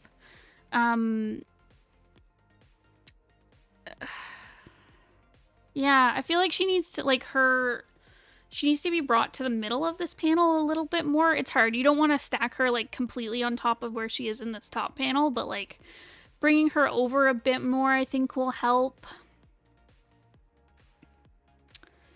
And this speech bubble also feels out of the way, but that might change if you change where she is placed. But yeah, I think it feels very heavy. I mean, the bottom half of the page feels very heavy on the right side. So something needs to be, either she needs to be moved or you need some background elements kind of on the left side to kind of balance it out a little bit. And that would probably help with some of the contrast issues I'm seeing. Hopefully that makes sense.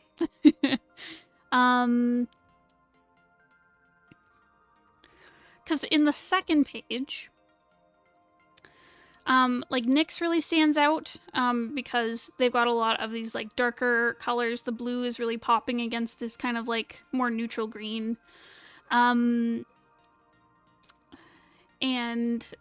like having these like background elements where you've got like the dark kind of panel and the desk and the floor, like it really helps the villain character here stand out because she's wearing like really bright pinks and pastels, and she stands out against this like dark area, and everything's placed really well compositionally. Like they're both on focal points.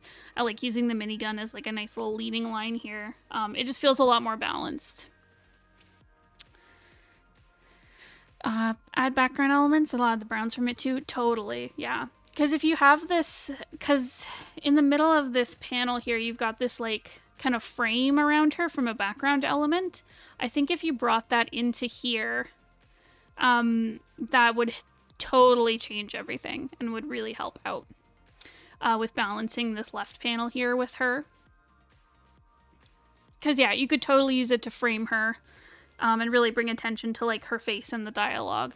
You could almost use it as kind of like a panel that she's standing in front of, if that makes sense. But yeah, give that a try. See if you like it. Yeah,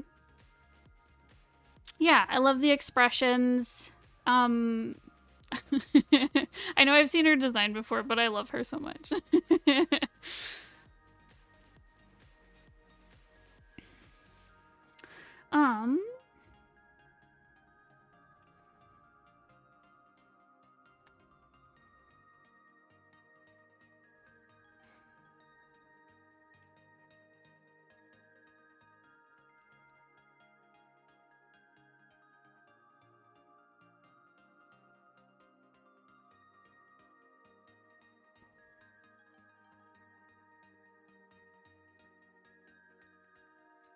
I really like this page in particular. I like how the perspective from the middle panel here, just the leading lines of the walls and stuff, kind of create this like little triangle kind of frame around the top two panels. That's just such a nice little touch, you know? It's good. I tweaked her a bit and added brown at the ends of her hair and changed the tones of her outfit. Oh, okay. I like it. Since you critiqued her last. Oh yeah, totally. I like it. She's cute.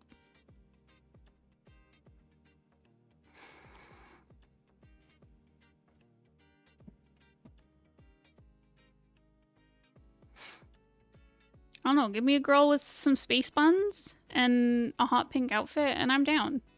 You know?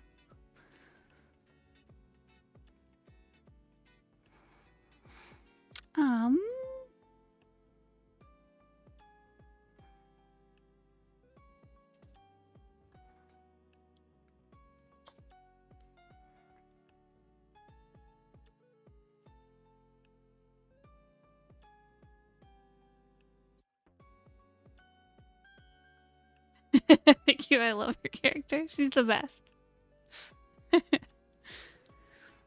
He gets a lot of fun lines. Yeah, totally. She seems like a really fun character to write.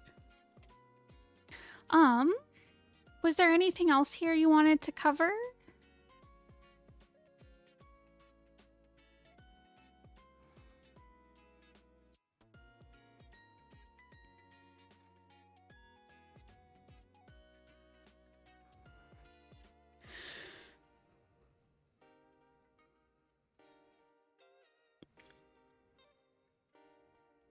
That's everything? Awesome. Well, thank you so much for submitting. All right, BattleBox, you're up.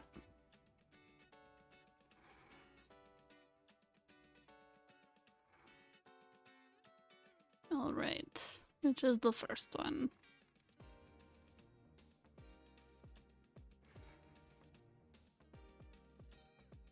Hello. Okay.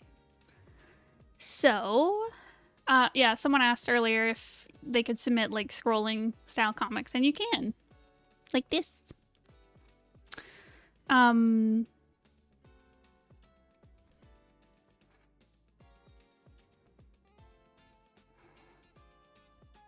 It's 3 then 4? Oh, did I mix it up? Gotcha. Oh, I totally read these in the wrong order. I didn't even notice. Okay, this makes a lot more sense pacing-wise. Flipping them around. I was gonna be like, man, the pacing was weird, but this makes more sense. Okay. Sorry, my bad. All right, because the way I read it... Oh my god, I feel so dumb. The way I read it was I read chapter 4, where Eve meets the, meets Dye. And I was like, okay, we've got our meet cute. And then it, like, went back to chapter 3, where there's, like, this whole side plot with, like, with guys harassing someone. And I was like, what? It felt like a total backtrack of momentum, but this makes more sense, where we deal with, like, setting Eve up more as a character and setting up the side character, and then we get into the meet cute. Okay, so that was my bad. So your pacing is good. I'm glad you told me, otherwise I would have come at you like a fool. Okay. All right, so... Right, so you're asking about dialogue and pacing. So, okay.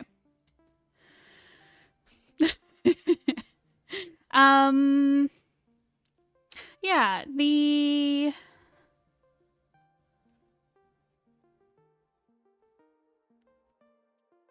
Okay, so I think overall, like, generally, you've got good pacing.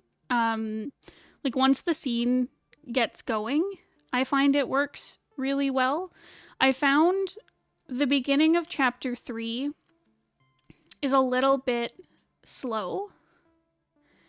And I think it's only because of this first page. So, zoom in a little. It starts with Eve, like, going to the movies, getting his popcorn. There's this whole thing of, like, talking to the person at the front. And then going into the movie, and then we see, like, he's a crybaby for, like, a romance movie, which is great. Which I think is, like, a really fun piece of character. But you could take this first page and totally cut it into, like, 2 panels. Because, like, the whole point of this feels like he's at the movies, he's like, wow, there's so many couples, and I'm here alone. And then we see that he's, like, a crybaby at the movies. Like, that feels like that's what we're setting up for him as a character. So I think you could cut out this whole interaction popcorn transition. As much as I love it, you could cut it down quite a bit. Because, yeah, I think it sets up a good, like, it feels like you're setting up possibly, like, a scene in the future where he goes to the movies with his love interest kind of thing. And then...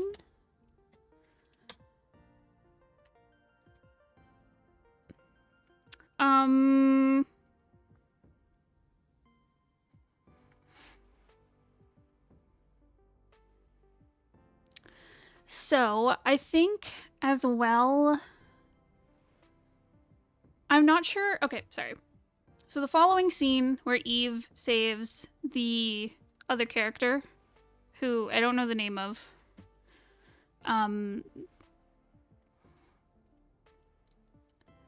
the girl in the wig,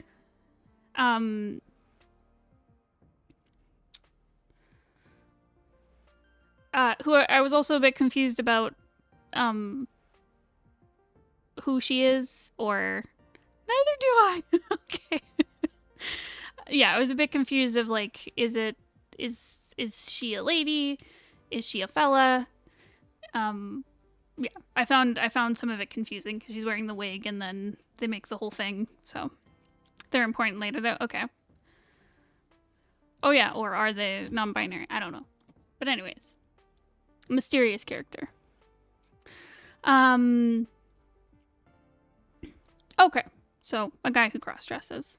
It's totally fine. Okay, I was confused about that. I didn't want to, like, use the wrong gender for this character. Okay.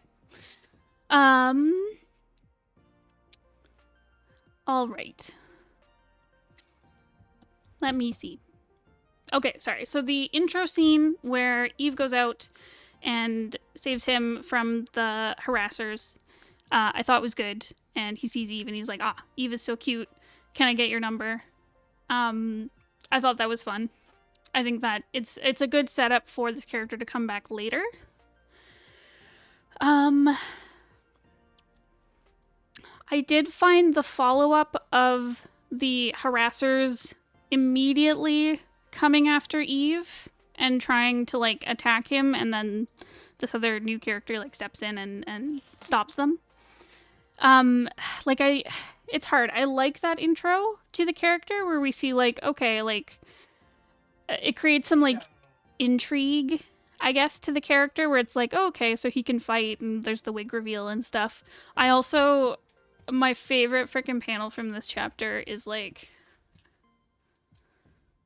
the wind-up punch at the end. Such a good panel. But anyways, so it's interesting. It sets up a lot for this character, but it feels very quick to go straight from the scene where Eve stops the harassment, and then the very next scene is being chased down by these goons, where I think, pacing-wise, you might need something else in the middle there. I'm not exactly sure what. Like, you might want to put this character reveal, possibly in a different chapter or later. But it felt very quick to me. But what would you suggest? I might... It's hard, because you'd have to rework the pacing of the next chapter.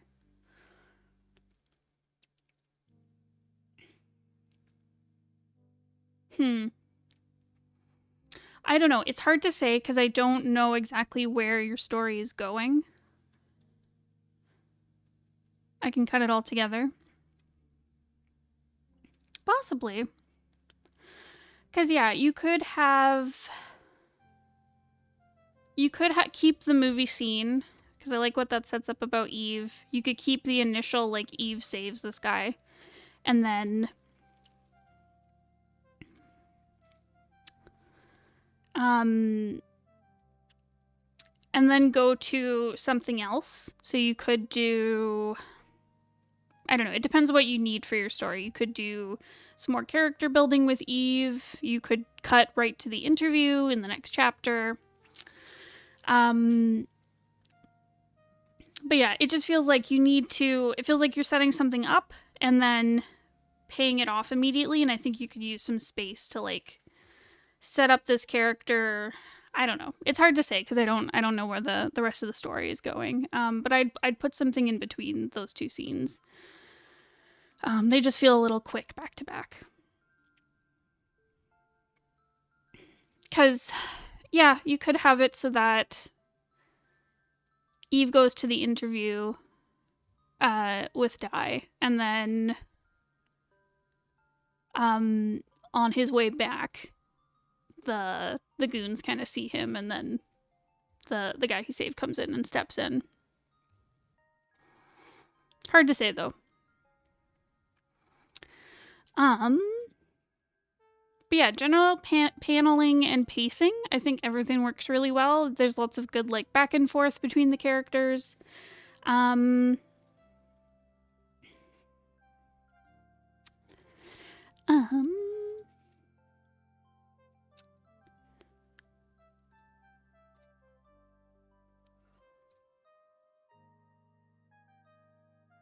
think something to watch out for, there's certain spots, there's 2 pages in this one, and I think there's one in here, where you do a lot of, like, very quick back and forth. I understand why.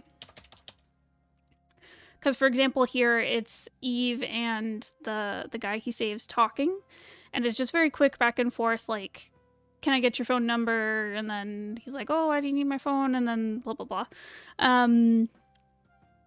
Like, I understand it's just, like, a talking character scene, but it can be repetitive, so I'd be wary of it. Even if you can just, like, for example, say this panel where he's, like, freaking out and, like, you know, has a crush on Eve. Like, making this panel bigger, or, like, Yeah, changing the size of the panel, maybe like using a different angle, or showing both of them together instead of just like shot, reverse shot over and over again of the characters' faces. Just like throwing in something here and there to kind of spice it up a little bit.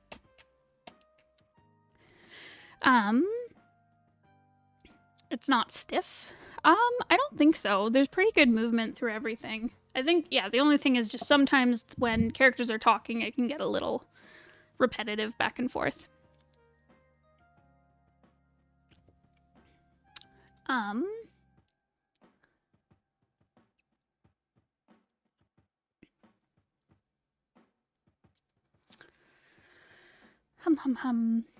Yeah, like places where I really enjoy like your panel work.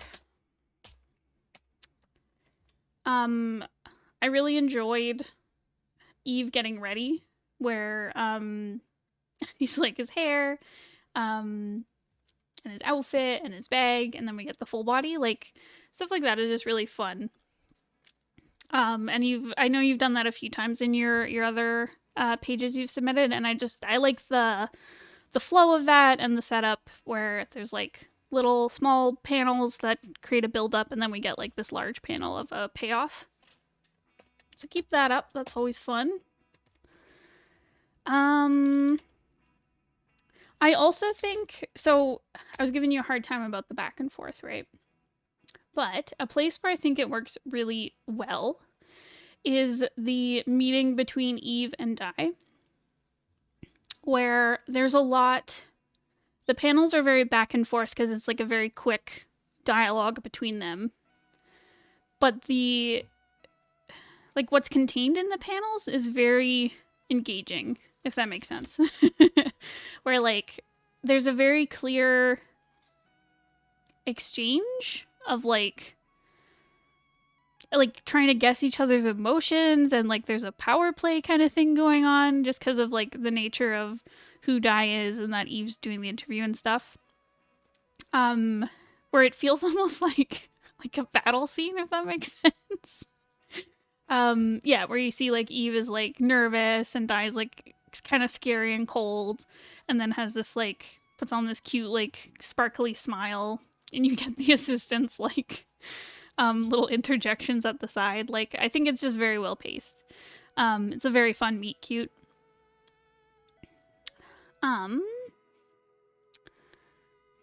Towards the end of it, I wouldn't be afraid to add in some larger call out panels. Kind of once the...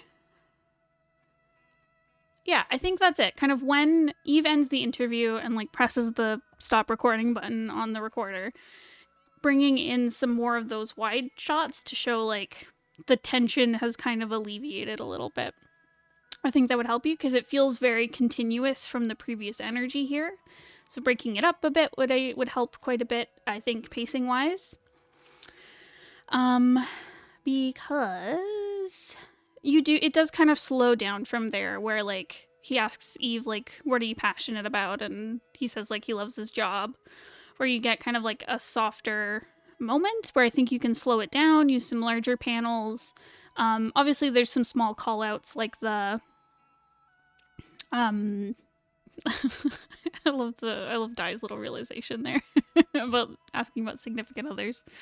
But anyways, yeah, just slow it down a little bit as the scene's kind of tension comes to a close. And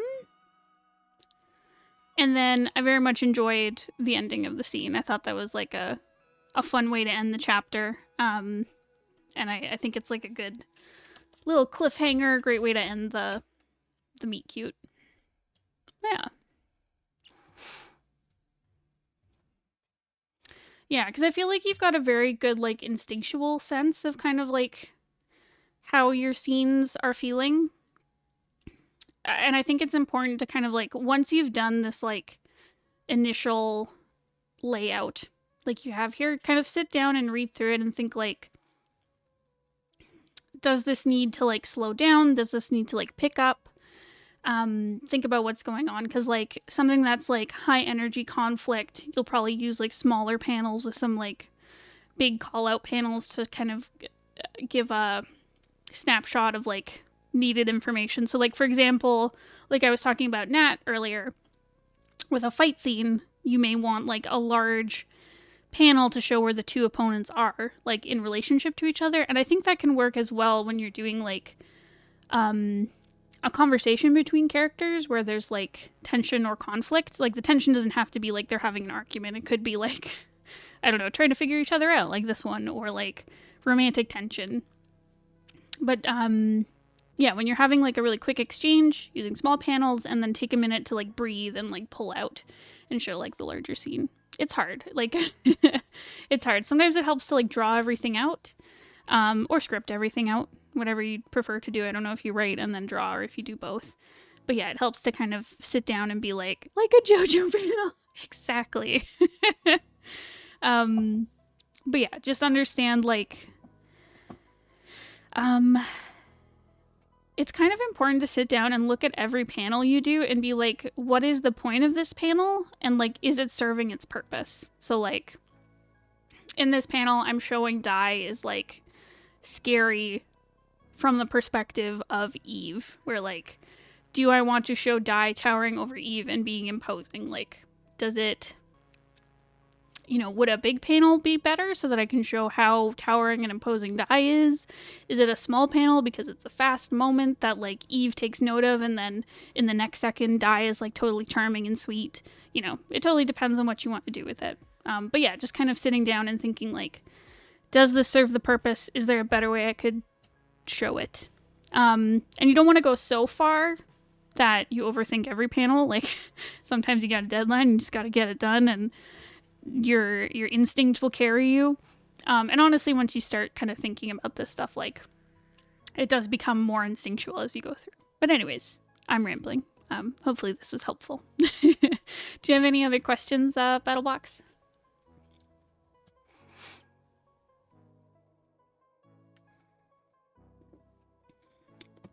Speaking of JoJo, I actually read the author Hirohiko. I can't remember his full name. He wrote a book about making comics, and I really want to do like a video about it because he said a lot of really interesting things. I hope I will gain better instincts. You got this. You got good instincts already. You just gotta refine your sharp eye, you know? He did. It's called Manga in Theory and in Practice, I think that's the full title. But yeah, really good book. It's interesting because it's very like it's obviously written from someone who works in the Japanese manga industry, which is very different than like say what Bones and I do, which is like online webcomics in North America. But there's still lots of stuff you can transfer over. That's all? Awesome. Well, thank you for submitting. Good luck at work today. All right, who would like to go next? We have... Let me just close some of these.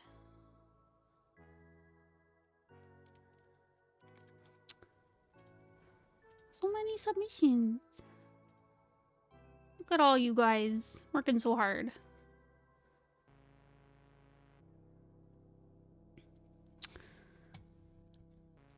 Oh, hey, Ink. Do you want to go next? Because we have Kuroe, we have Ink, we have Mouth, we have Kladd, and LesBean.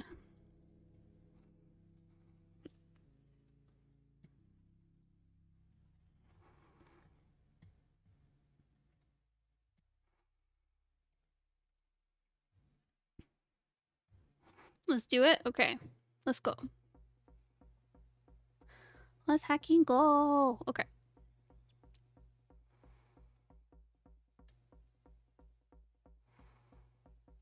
Okay, so... Right. Right. Okay. So you drew your OCs, Relic and Abo, in modern clothes, and you're looking for feedback on the clothing folds. Okay.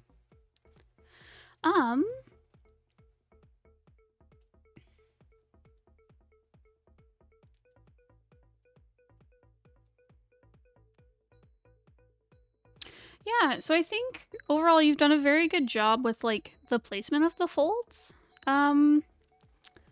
So like for example, I really enjoy the folds that you've done on say like Relic's arms.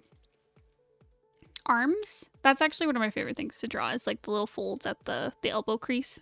It's the best. But anyways, you've done a very good job where it follows the form really well, where you've got like, it's obviously like a bulkier hoodie.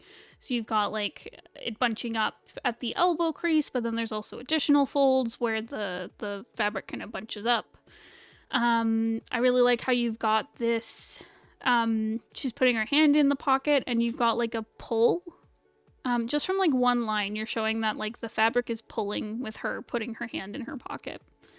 So that's like, it's such a small thing, like it's literally a single line, but it conveys a lot of information, which is really important when you're doing like a simple line drawing like these, where like a single line can convey a lot. So that's awesome. And yeah, I also like the folds on the hood. It just like, it's very shapely. I find sometimes myself drawing hoodies, I get into like this habit of not modeling them correctly, like the hoods. So anyways, you did a good job here.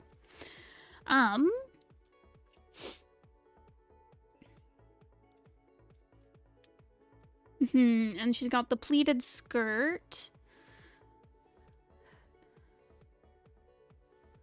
I think with the pleated skirt, so you've got the right idea here.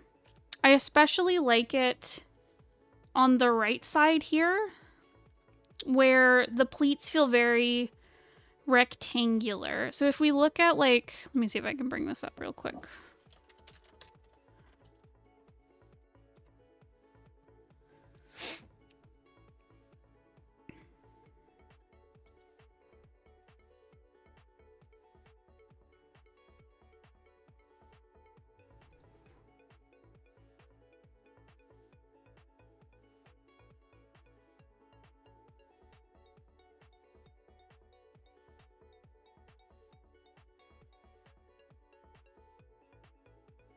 So like, if we look at this skirt, like obviously what Relic is wearing is a bit different.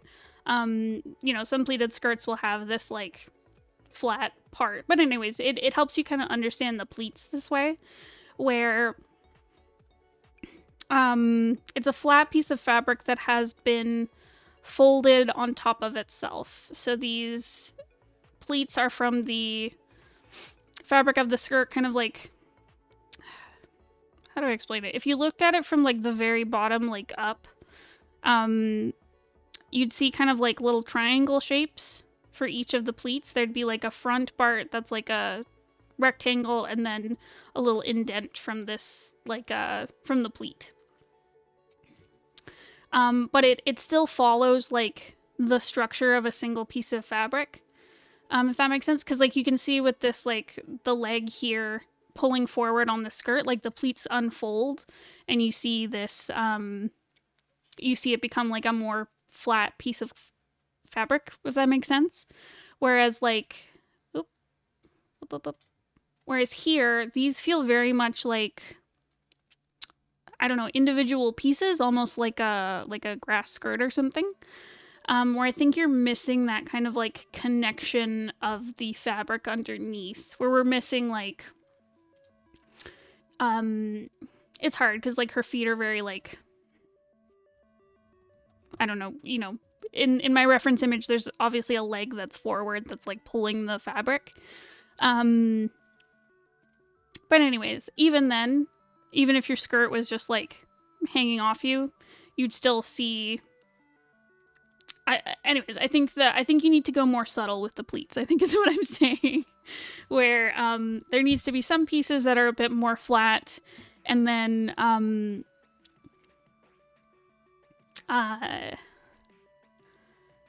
like, I think what I'm getting at is, like, these feel very feathery, and even if you have a pleated skirt that has more kind of, like, rounded pleats, where, like, the one I showed you was very rectangular, you'd still see that kind of connection between the pieces of fabric, where these feel very separate. Hopefully that makes sense. So that's something to keep in mind. But yeah, but like I said, I like near the edges here where you get a good sense of the more 3D shape, because as you go back, like, the pleats get, like, a little bit closer together compared to the pleats at the front, so it creates that kind of, like, illusion of volume and shape. So anyways, that's really great. And then I really like the folds on Abo's clothing. Again, the arm folds are really great because as the, you know, he's got his arms up, as the clothing kind of pulls at his shoulders, you've got the folds in the right places for that. I like the simple little pull of the shirt because it's, like, tucked into his belt, right? So as his arms pull up, you'd see, like, the fabric of the undershirt pulling up as well. So that's, like, a nice little touch, and I like how it's very separate. You can tell that the jacket is, like, over top. There's space between the shirt and the jacket. They're not following the same, like, fold rules. So that's great. And I also like how you've got some, like, movement going on in the jacket as well. That's great. And yeah, just great work on, like, the knees and on the pants. Like, there's just creases in all the right places. I think you did a really great job with these. These are good studies for clothing folds in, like, a very simplified way that matches your style, right? Yeah. So that was my rant about pleated skirts. Thank you for coming to my TED Talk. Yeah, did you have any questions on this ink?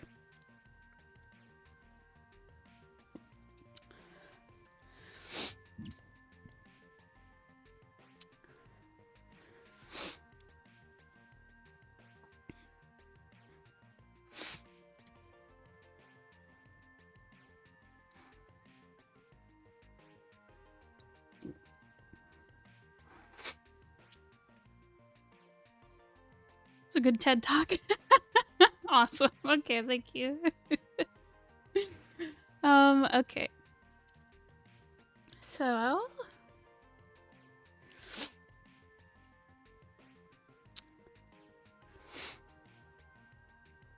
okay, so this is Viren.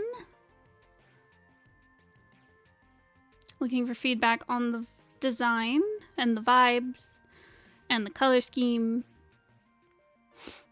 Are the details working? And is there anything missing? Okay. So I will guess at the vibe before I look at what you wrote. Have I seen this character before?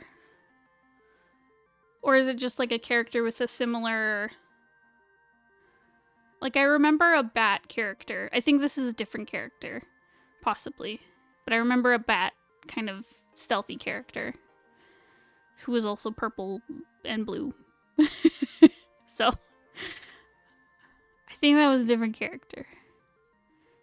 Anyways, for vibes, she seems glumpy.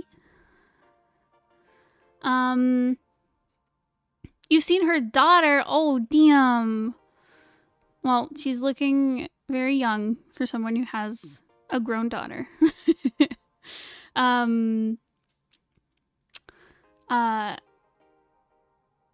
Very Lorelai Gilmore, only because Bones and I have been watching Gilmore Girls. Anyways,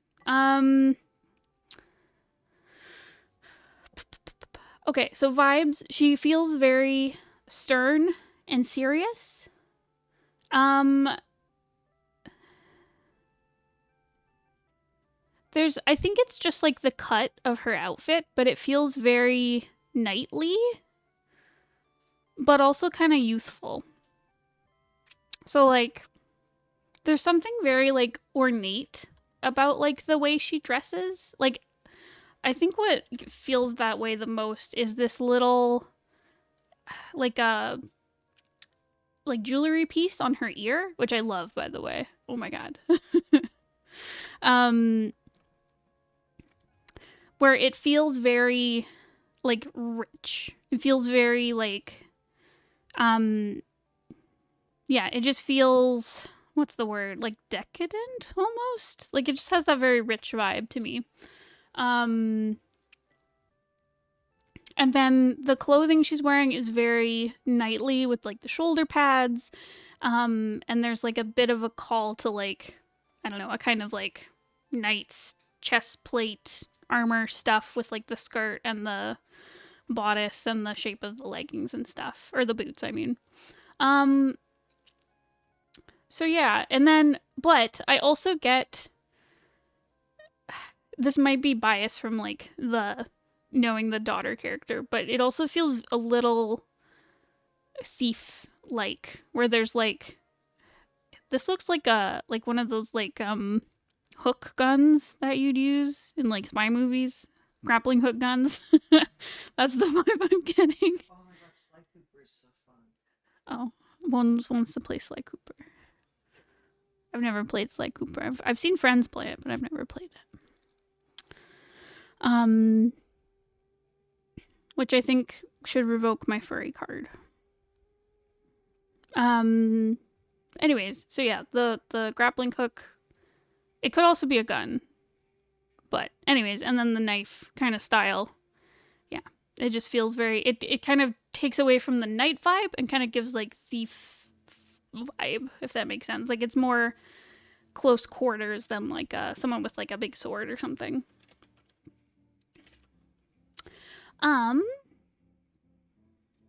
But yeah, but there's also kind of like this feminine cuteness just because like she's in the short skirt as well. It's interesting.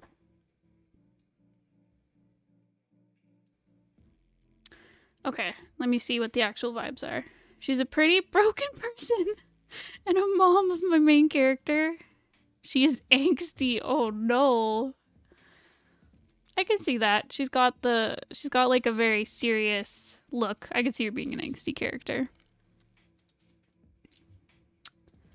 She feels like she'd show up, like you get to know the characters during the series and then she shows up and the Nira's like, I don't want to talk about my family, and then they meet her mom and they're like, oh my god, this is why you're like this. Your mom's so weird and intense. Okay. Okay, so then you're also looking on feedback for the design and accessories and if anything feels off. Okay. So, like I said, I love her little earring. I like the little highlight of the gold throughout. It's like very subtle and used very sparingly. But it kind of is everywhere as like a nice little through line. So like it's on her earring, it's on her shoulder pieces and her belt and her boots, which I think is great. I love when a little highlight is brought through the whole design.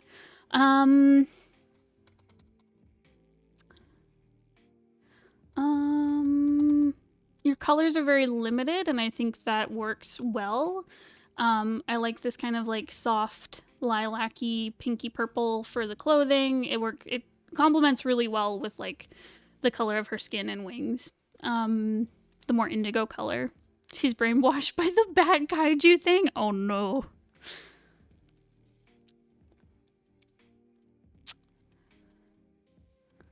Okay, so she's like okay, so brainwashed in a okay. Brainwashed by a powerful faction, I guess. Okay, interesting. Yeah, that's difficult. I think what would help you with like designing that kind of idea, so like if you think of like what is Star Wars Clones Order 66? I'm thinking of like the stormtroopers. Is that what I should be thinking of?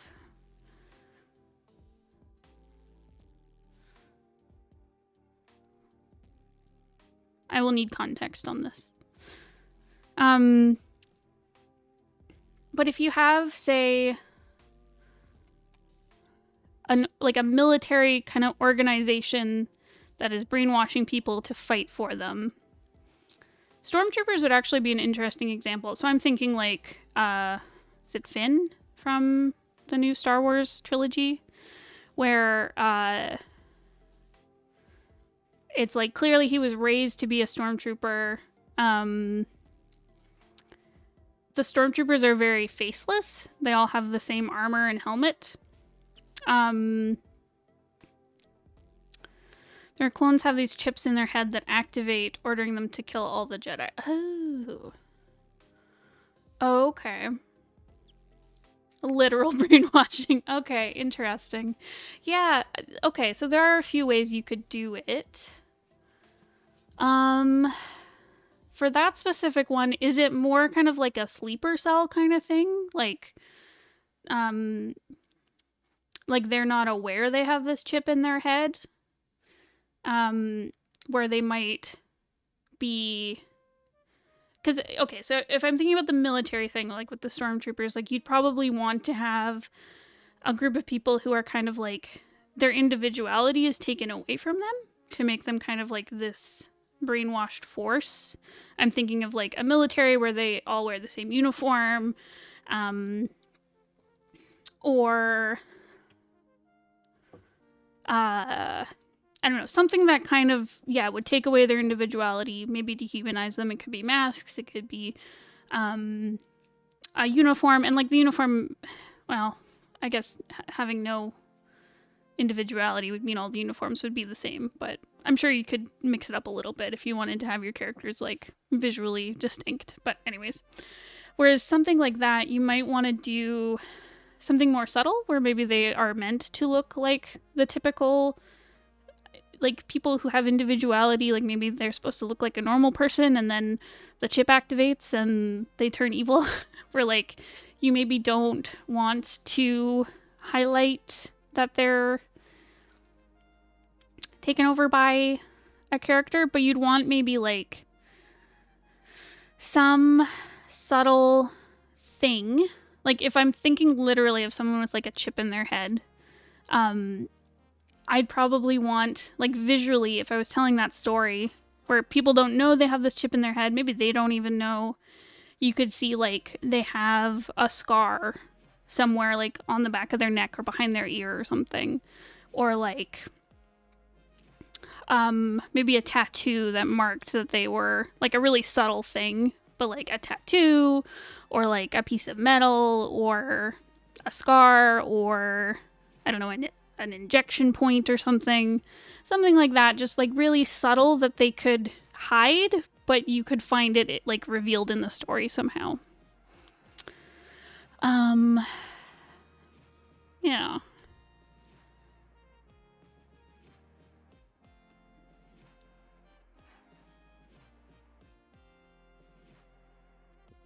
Anyways.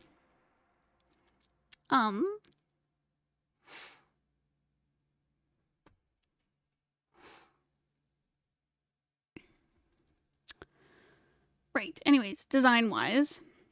So yeah,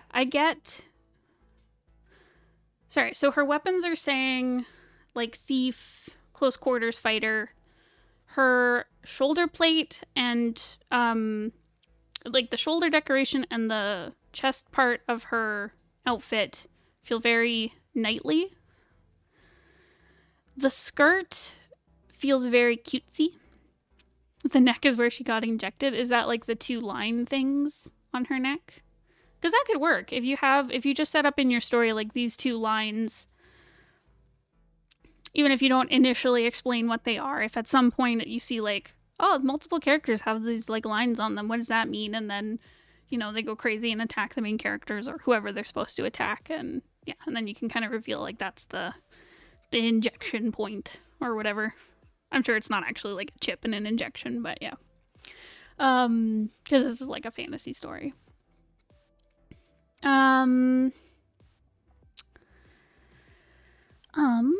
Anyways, the skirt just feels very cutesy to me, especially like a skirt paired with like tall boots. That feels just like a very cutesy vibe. You could keep the skirt as like a tunic feel because it is clearly attached to like the rest of the outfit. I think adding something like Some leggings might help make it less cutesy. Possibly part of a faction that does very bad things. As a bat kaiju infected her, and for context, she appears as a clear threat, not a twist threat. Okay, gotcha. Yeah, in that case, I'd make her more... I'd adjust, like, I think the bottom half of her outfit. You could keep the boots. I think they work well, but you might want to do something like give her leggings or pants or something. And maybe... I think the cut of this skirt, this very, like, A-line short skirt, you could maybe, like, cut it down the sides. So it is more like a tunic where it's, like, open at the sides. She's wearing pants underneath. Trying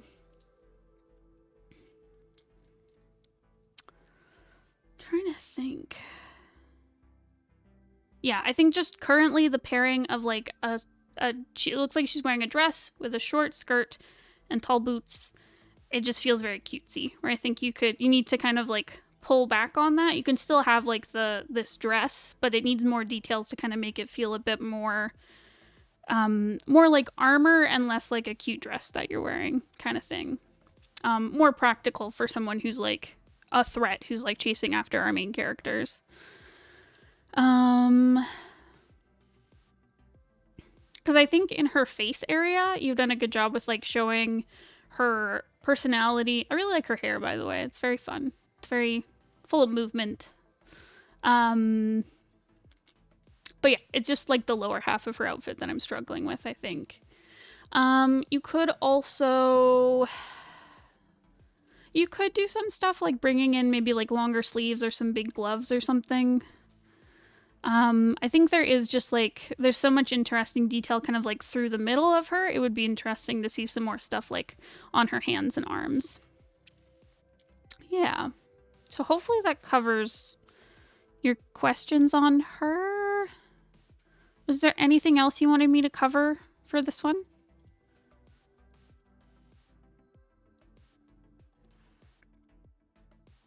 Also, I'm living for a bat kaiju. I would also work for the bat kaiju, like, willingly.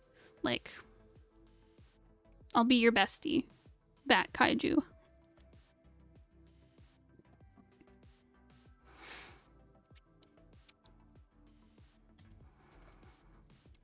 That covers it. Awesome.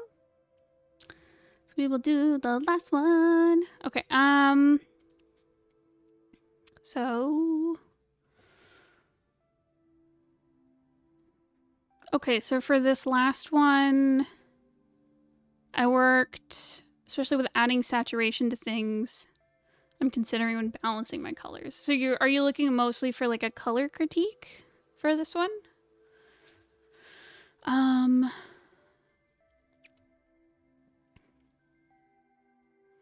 Okay, so we've got... Okay, so two people on a hill. It looks like a mom and a child, I'm guessing. And they're in this kind of, like, thorny... Okay, so there's, like, these trees that are, like, all covered in thorns. Color's the main point. Okay, and then there's this, like, this big... It's like a savanna, kind of. Like, there's big rhinos and stuff. And these big trees. And then there's these giant, like, centipede electric creatures. Okay, interesting. Okay, so first, really great work on the perspective and the use of, like, foreground and background. I really like how our focus characters are here in the foreground. The foreground is, like, a little bit darker. Honestly, color-wise, you could go even darker. So, like, for this foreground element. You've done a really great job here with this, this, like, wolf character who, using, like, the dark reds and the purples especially, like, really stands out against all this, like, green and pink. The character with the blonde blends in a little bit with the surrounding stuff just because like they have like this browny pink color for like their skin slash fur. I'm assuming fur. And the blonde is very...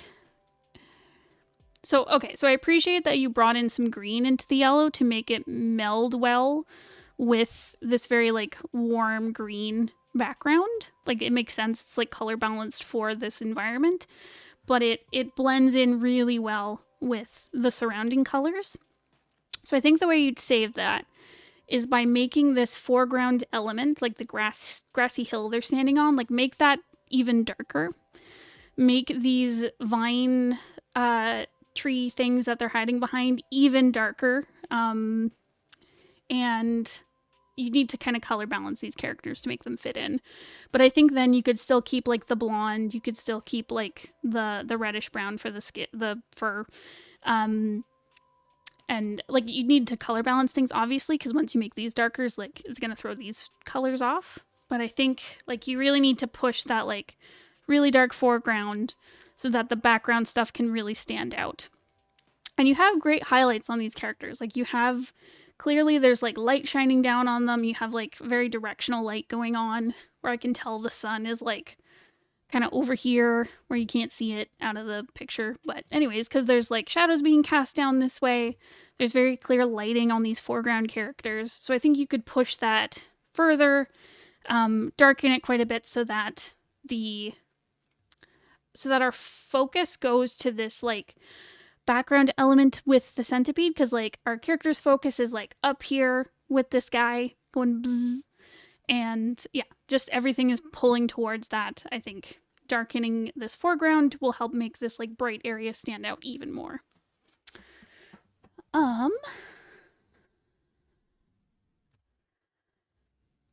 Then what am I thinking?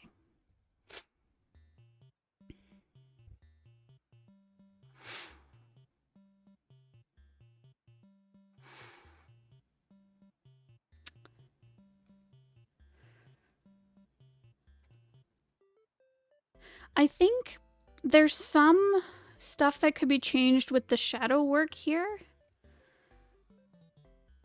So you've got a good idea of where your light is coming from, because I can clearly tell it's like it's over here in this corner-ish, and then it's casting shadows going this way. But I think some of these shadows are a bit too direct. I'm thinking about the ones that are coming off these like back branches here from this big tree nest thing, because they come like straight toward us across this like obviously big swath of land, where I feel like they'd be pushed more kind of to the left more and follow the flatness of the land. It's difficult because the shadow follows the shape of like what's casting the shadow. So like it's gonna have this arc from this tree trunk branch thing, but it lands across a flat surface, which is this land. I know it's not totally flat, but you know what I mean. Where it would likely be pushed kind of towards, like, I feel like it would be kind of follow this river and kind of fall across the land and then arch right at the top and then come back around to this tree. Yeah, if I were you, I would grab like, I don't know what you would find. Like the best, because like sometimes when you're finding like a comparison for reference for these, when you're making like a fantasy thing where clearly like we don't have very many structures that look like this in real life, but if you looked at say like, I don't know, a domed jungle gym and saw like if you had light coming from this side and casting down onto like a flat ground, like what would that look like, and kind of use that as a reference point for your lighting. I think that would really help, because I like what you have over here with this like this really like windy bit of tree off to the side in like the background, where like the shadow coming off of it follows really well. And then same with this like small point underneath this nest, like the way that little just swoop of shadow falls. Like, it follows like the ground, but it also follows the shape of the structure that's like casting the shadow. Like, follow that, but add it to this thing here. Anyways, so yeah, darken the foreground. I like how the highlight really falls on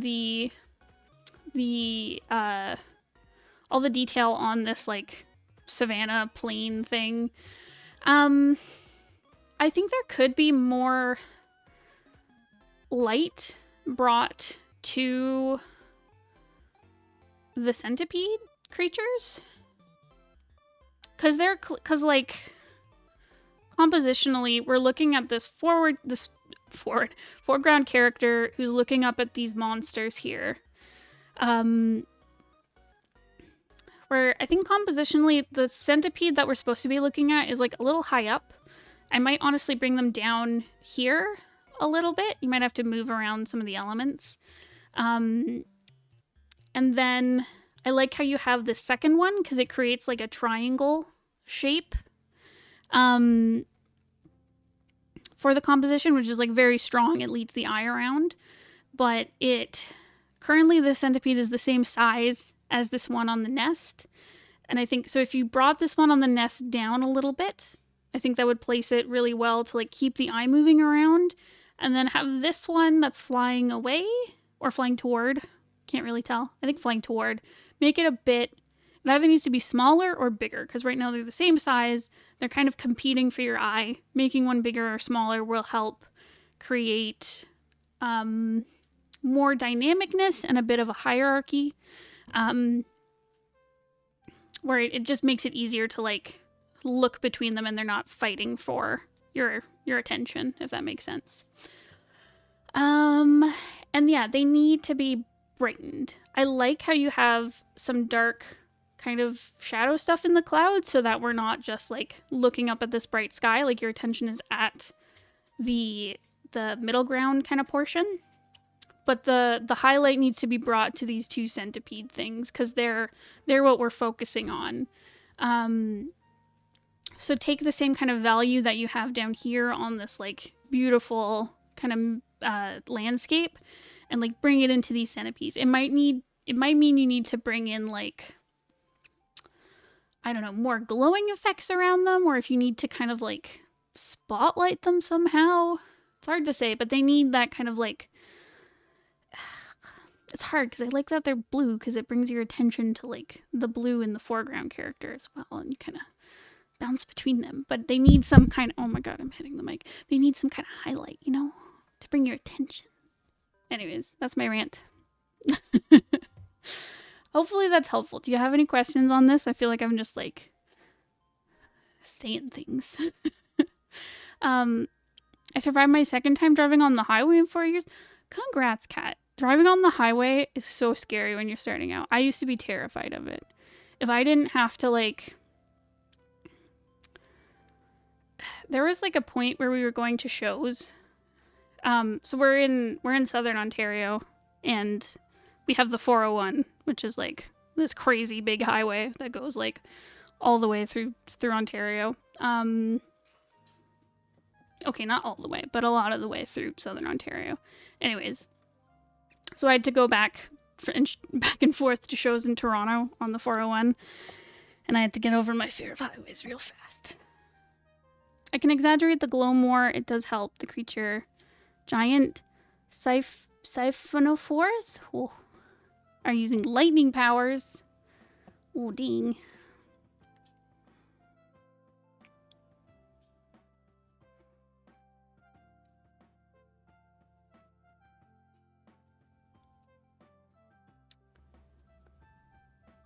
I wonder, so if you're using like lightning powers for these creatures, I wonder if you maybe want to like darken the sky and some of the middle ground even more,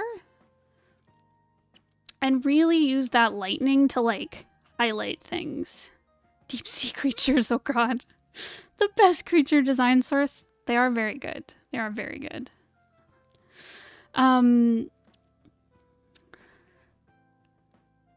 Yeah, look into, because like when you're dealing with stuff like lightning and light effects, like you really want the surrounding area to be very dark to really let those effects shine.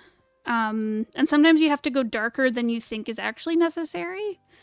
At least that's what I've found, just to make those highlights really stand out. So try really darkening that sky. Like fill it with some darker clouds.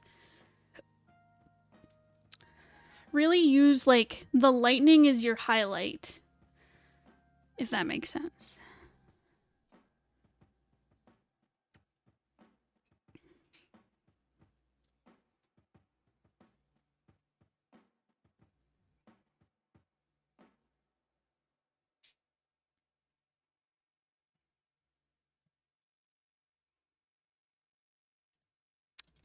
Yeah. Anyways, was there anything with this you had questions about? Was there anything I didn't cover or you're wondering how to do?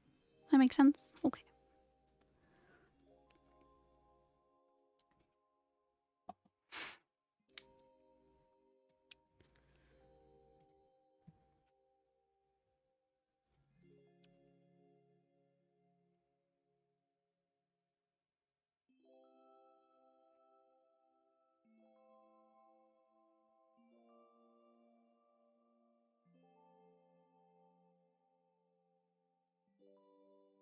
That covers it? Awesome. Well, thank you for submitting.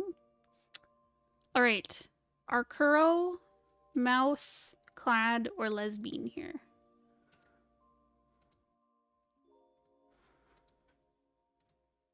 Oh, I forgot about my pleated skirt reference. I might jump into Kladd's because Bones already started that one forever ago. And then if any of you folks are here, shout at me. Okay, Kladd, my friend. Okay, so you did some centaur drawings. They are adorable. Oh, you have a problem with the colt's hind legs. You're welcome to point out anything that could need fixing. Okay, so Bones gave you a critique earlier. I don't know if you'll be able to find it because this was such a long VOD, right? But he mentioned how we were saying that the grown-up centaur, they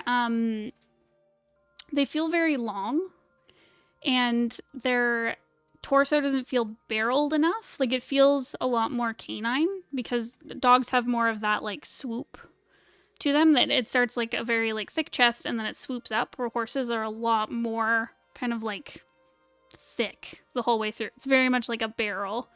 And we think bringing the hind hip forward and maybe thickening up the torso might help you. I think generally just like they're very long, especially in comparison to like how big the upper part of them is. Like, it feels like a very thin horse and then like a very thick like upper, you know, humanoid part.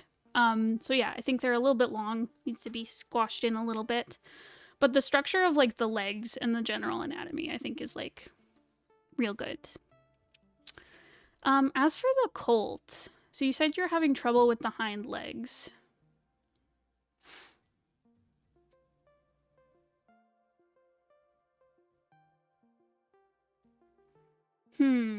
Let me see. Okay, I'm not an expert on drawing ungulates like Bones is.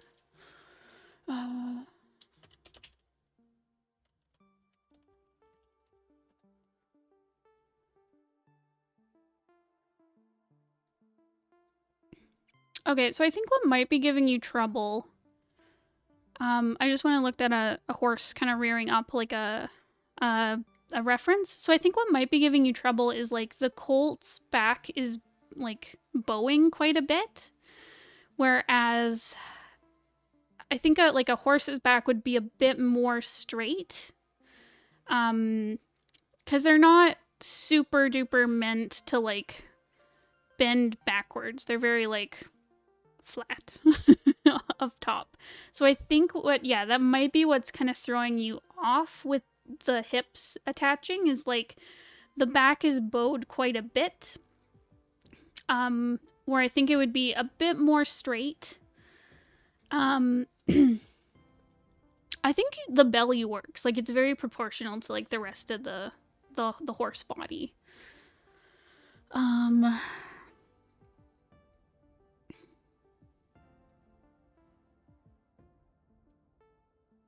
And actually, I think the hind legs may be a little short, too. Like, it's hard, because, like, there's obviously some skew to it, because, like, the legs would be going out a little bit if they're sitting on, like, a larger horse's back, a larger centaur's back. But they might be, you might need to bring, like, the knee. Is that the knee? Yeah, kinda. Anyways, this part, the knee, you might need to bring it forward more, right here. Or I think it needs to be kind of like dipping down a little bit more. It feels just a bit too short, especially when you look at the front legs, which are like, they feel a lot more like those like gangly colt legs that they have when they're babies. And they're a lot longer than these back legs. So I think you need to bring the knee down a little bit, and then that should kind of help you figure out the rest of the legs. And again, like anatomy-wise, like the actual structure of like their legs and bodies, like this is really well done. I remember Bones and I used to go to panels at like comic conventions and stuff, and there was a bunch of people from, I don't remember which one it was, Marvel or DC, and they were talking about how newbies always get put on Jonah Hex, which is like a cowboy comic. So you have to be able to draw horses. That's your like proving grounds. Anyways, yeah, so I think the back is just curved a bit too much, and I think the knee is a bit too short. It needs to be brought down a little bit further to get that kind of like gangly, you know, skinny little colt legs. But otherwise, yeah, this looks awesome. I love how the baby has like their their arms on top of her head and like the little front horse legs over the shoulders. That's so cute. It's so freaking cute. Yeah, I love the expression. I love how you use these very like subtle lines to show like musculature, like the bicep and like the hip attachment to like the horse body. Like, it's just so nice. It's so cute. Yeah, this is honestly really, really awesome. I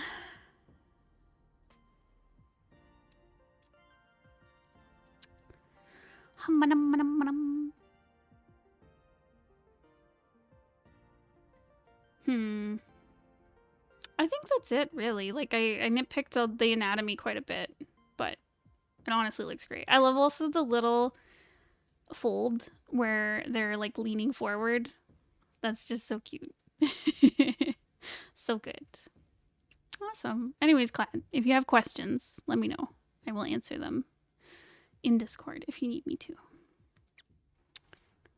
All right. So now we have Mouth and LesBean and Kuroe. I'll do them in order as they were submitted, since I don't think any of these folks are here. So Kuroe. Okay, so a chapter cover and 2 character designs.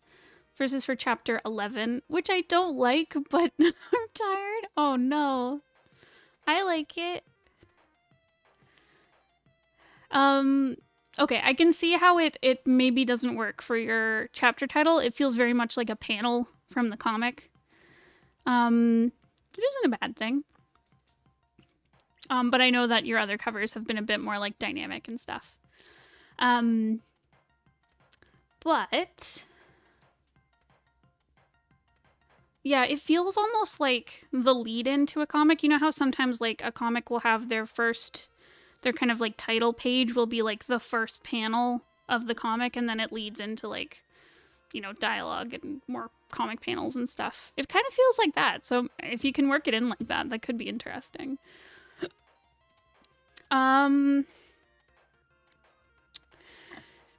Yeah, day 1 nerves.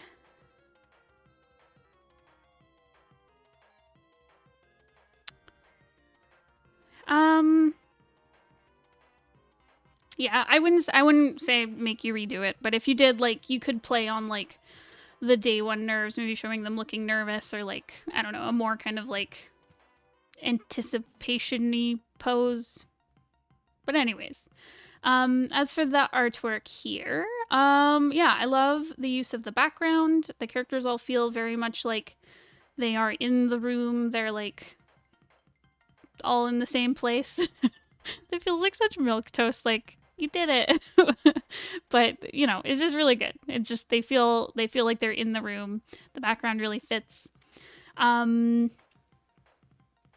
like how it's not too detailed, but you can still see, like, lots of little things, like the bleachers of people in the stands, these little, like, platforms, the bit of the sign. Where, yeah, it's not super distracting, but it's there. It kind of builds out the world, and then our focus is on the characters at the front. I would say, so Mackie, who is in the green, who's our main character, I would honestly, like, put him in the middle somewhere, if you can.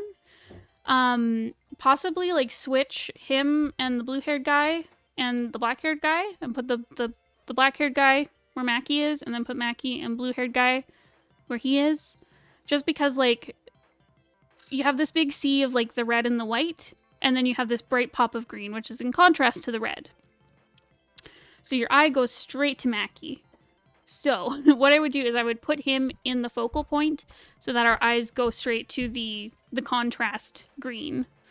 But as for the characters, like, actual poses and stuff, like, it works really well. I love the arm around Mackie. You've got good shading and anatomy and posing and stuff. I like all the expressions. I would be careful with the guy with the black hair. He's blending in a little bit with the background just because this this piece of the wall is, like, very close in value to his hair in particular. So just be careful about that. Yeah. I think that would be my advice. It's just put Mackie in the focal point because he's so bright contrast. So yeah, Kuroe, when you watch this, please let me know if you have questions. I wasn't sure how much you want me to go into that one. So the second one are... Oh! Okay, they are designs of your cats as characters. I love it. I don't know what TNTK is. I'm sorry. But you also showed the cats, and they're so freaking cute. They're adorable babies. Look at that cat. And that cat. Look at them, they're so cute. They're babies. And they're little tuxedos. Alright. Anyways, for your designs. So I'm assuming you're just looking at, like, design and general critique. Anyways, so yeah, they definitely feel like cats with the ears and the tails. And their villainous expressions. So there's Gordon, Gundam, and George, Judge. I love it. I love it. Yeah, I love their little gloves that match their, like, fur pattern. He's got, like, the one black one and the one white one. That's so cute. And the little black and white mustache to match the markings. Adorable. Yeah, they feel like they're gonna kill me. They feel like they're, like, mini bosses in a video game. Where, like, you're, like, the boss character that I have to go fight, and then, like, we get to your mansion and these two pop out and they're like, time to die. Yeah, I also enjoy the shading you've done where you're using, like, because they obviously their color scheme is very, like, black and white. And a lot of it is, like, the black. But I really like how you've used this kind of, like, reddish gold as highlight. That's really interesting because it maintains the black hue underneath, but you've got this, like, really cool highlight over top that feels very much like sunlight hitting. I'd like to see more of it throughout. Because I love how it hits, like, the ear and the shoulder and the side of the leg, and you see, like, the shadow from the jacket. I'd like to see more of it, like, over here on the other side, or the same treatment on the white. I see it a little bit, like there's some kind of like cast shadow and stuff, but like I want to see more of it. And same with on the skin, like I want to see more of that, like bringing in that interesting like way of coloring the adding that very like, it's got like a really interesting gradient. It goes from like very desaturated to very saturated around the edge, and then it goes into like the true color. It's interesting. I'd love to see more of it. But yeah, I think you've done a good job really matching with the cats. It's so cute.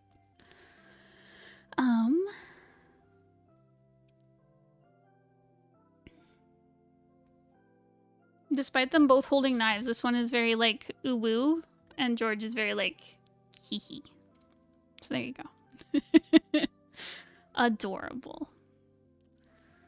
All right. I don't know if you had more that you wanted me to go into. If you have any questions or there's stuff I didn't cover, please let me know, Kuroe, when you see this, and I will go into it in much more depth if you need me to. Okay, so then we have Mouth, who again I don't think is here. So the first one is an environmental piece, looking for general critique and something on the composition or colors. Okay. So, composition-wise, this is lovely. You've got this little peacock family, and the hen is chilling in the focal point over here. And we have... Honestly, this like background is just really nice. It's very simple.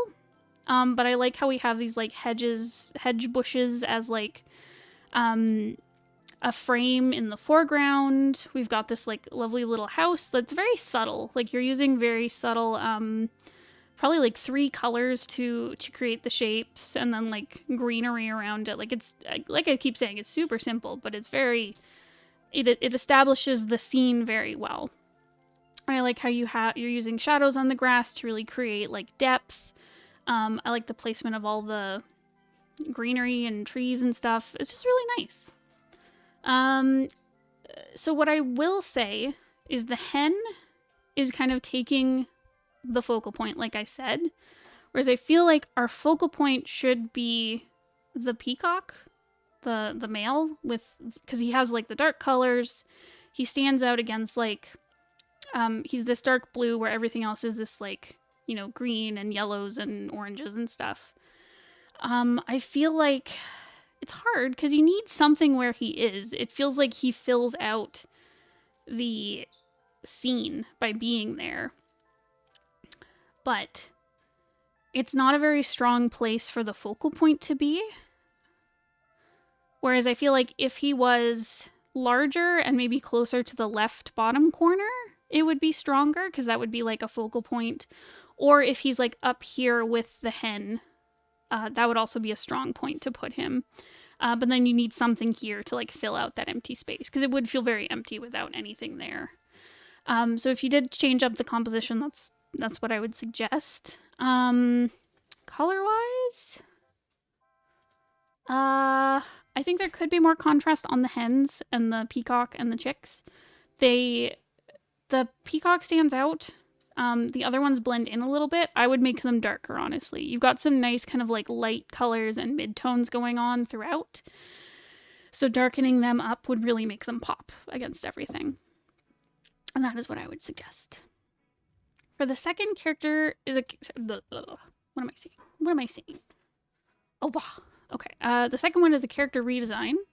The old one's on the left, the new one's on the right. My character Hayes. Oh, right. From your cowboy vampire story.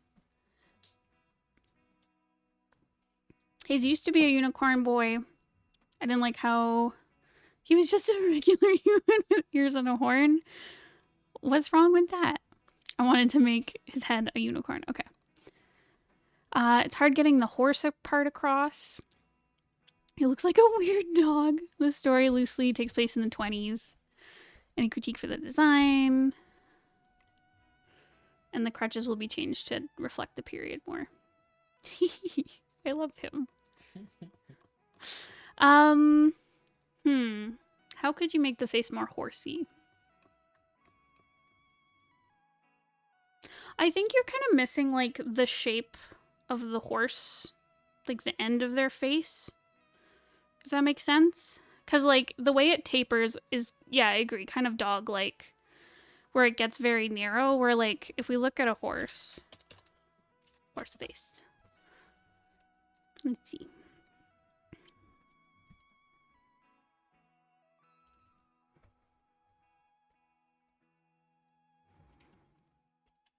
So, like, Bones has horse trading cards. Yeah, not trading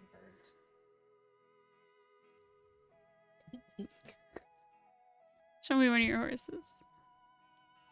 Horse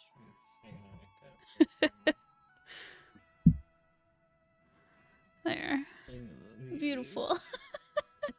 So just draw that. So pretty. You're pretty. That's what's her face. What's her name? Eleanor? Eleanor. Oh, yeah, yeah. Eleanor. Mm-hmm. Beauty. Anyways. But anyways, yeah. So if you look at a horse, like, they have a very... I think what makes a horse face very horsey is, like, they have that, like, ungulate jaw. Like, they have these huge jaws that they use for, like, grinding up their food, right? Can I see the picture, Ledger? Sure. It's also the nose is upside down. Oh, the nose is upside down. Oh, you're right. Yeah, because they have very, like, teardrop-shaped nostrils.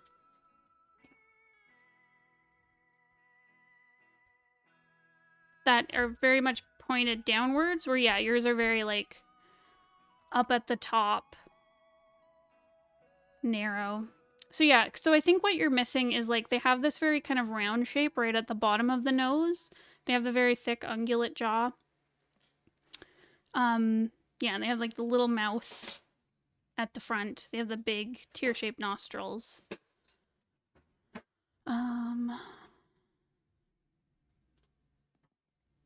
It is hard because it's stylized. So yeah, give that a try. Like, maybe...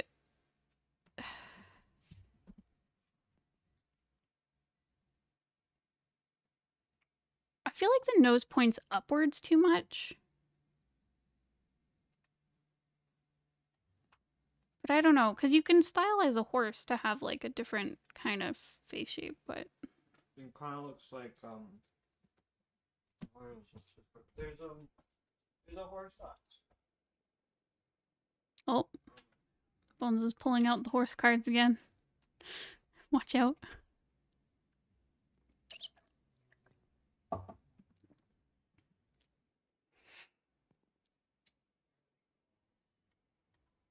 Is it Arabian horses?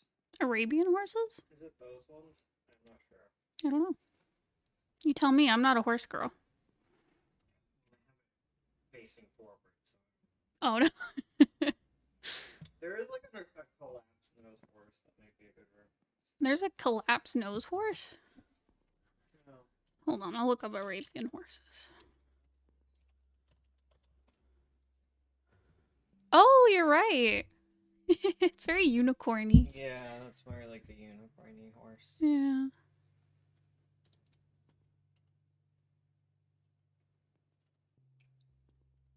Yeah.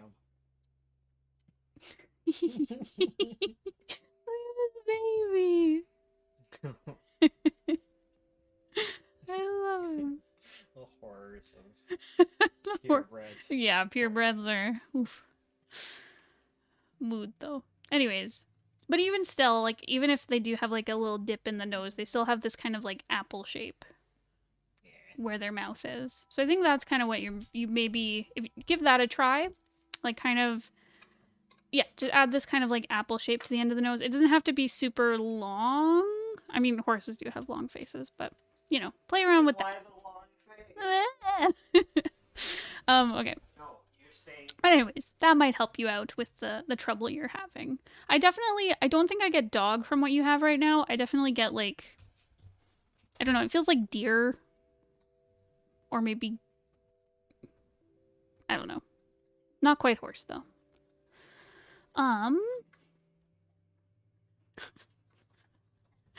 Freaking horses. Okay. It is Bones Horse Knowledge Week. Everyone just drew horses. Y'all are out here drawing horses. Okay. Okay, as for the period clothing, because it is loosely 1920s based. More socks. More socks, you're right. Long socks. Yeah, wide pants. Yes, that is the thing. That was the style. Like, the men wore... Everything was very, like, straight down. I guess the men had a bit of, like, a more triangle kind of shape. They were kind of, like... It kind of tapers at the lower waist. Like, subtly. It's not, like, a huge kind of taper in and then out, but they have a little bit of that. And then they had very wide, straight pant legs. Like, super wide. Or... they would have, like, those golf pants where it would be, like, big and puffy, and then it would be tucked into, like, a tight little sock down the calf. So those are the pants you'd be looking at. But yeah, the silhouettes were very long and very rectangular for both women and men. Another fun thing is that the men often had... I don't know how much you'll bring this into it, but it was... I think it was when, like, patterns became a lot easier to make. So a lot of men had, like, very fun patterned suits. So that is a fun thing to look into. I would also possibly keep on the coat, keep that silhouette you had on the first design, where the top of the kind of lapel flaps are a bit shorter at the top and then long at the bottom. Whereas here you have them kind of, like, long at the top and short at the bottom. I think that was the shorter ones at the top was more the style. I think, if I'm remembering correctly.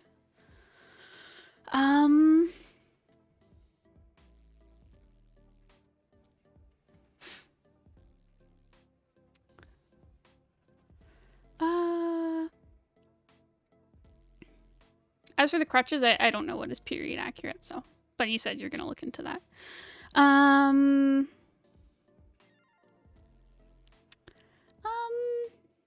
Yeah, as for, like, the design and his shapes and stuff, it's interesting. In the new design, you've got some kind of, like, a lot more round shapes. Whereas in his first design, he's a lot more triangle-based. And I think you're holding on to some of that triangle-ness in the new one. And it's not quite matching. So, like, you've got these really round ears, this round nose. You've got some squareness going on in the hair and the hat. And then the body, like, the shoulders are, like, this very round shape. And then everything below that is, like, triangles. So I think you need to kind of tighten that up a little bit. Whether it's, like, you lean into this very, like, oval, round look, like, with the ears and the nose and the eyebrows. Or if you lean into more triangle shapes, kind of following the horn. Or squares, or, like, a kind of more balanced mix of them. It depends on what you want to do, but right now it feels a little bit, like, all over the place. So you might want to tighten that up a bit. And then the other one is a character redesign, so the same character. So Emma was based off of Pegasus.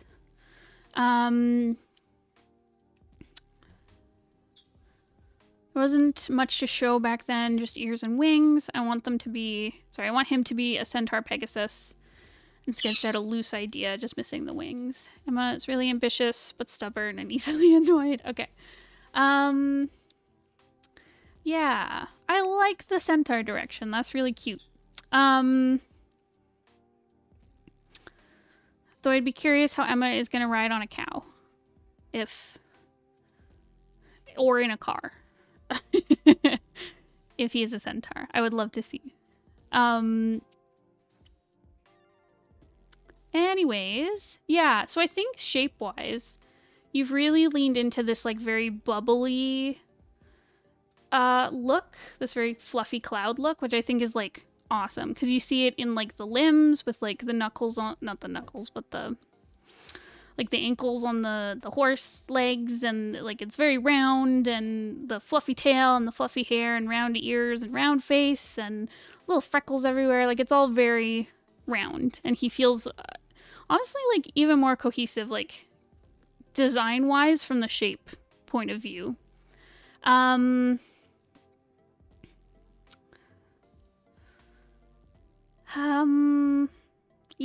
Yeah, I think he's a lot more consistent shape-wise. I love the little horse body on him. Like, I love how bubbly and cute it is. It's very jaunty, which is really great. The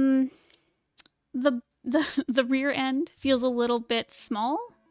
You might want to round it out a little bit. But I think generally, like, the anatomy's there. And adding wings, I think you can fit in with this, like, fluffy motif really easily.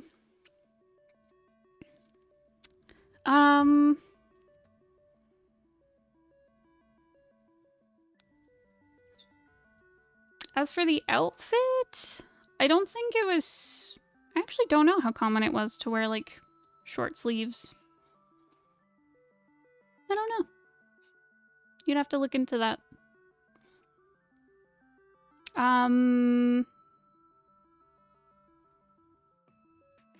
But yeah, the vest and the shirt and the tie.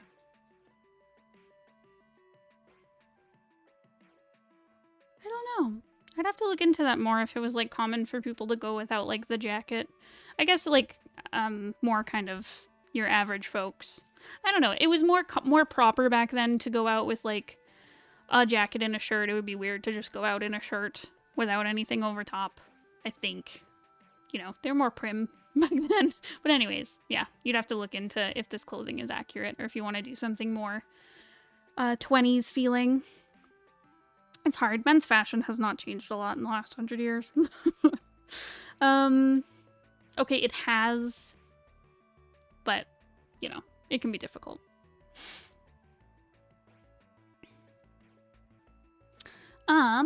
Awesome. So yeah, if you have any other questions, Mouth, let me know, and I can follow up on Discord. All right. LesBean. Wait a minute, you submitted this late. Bean.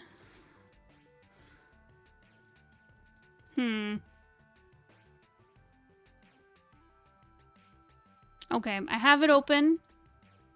You get away with this one, but in the future, don't submit late.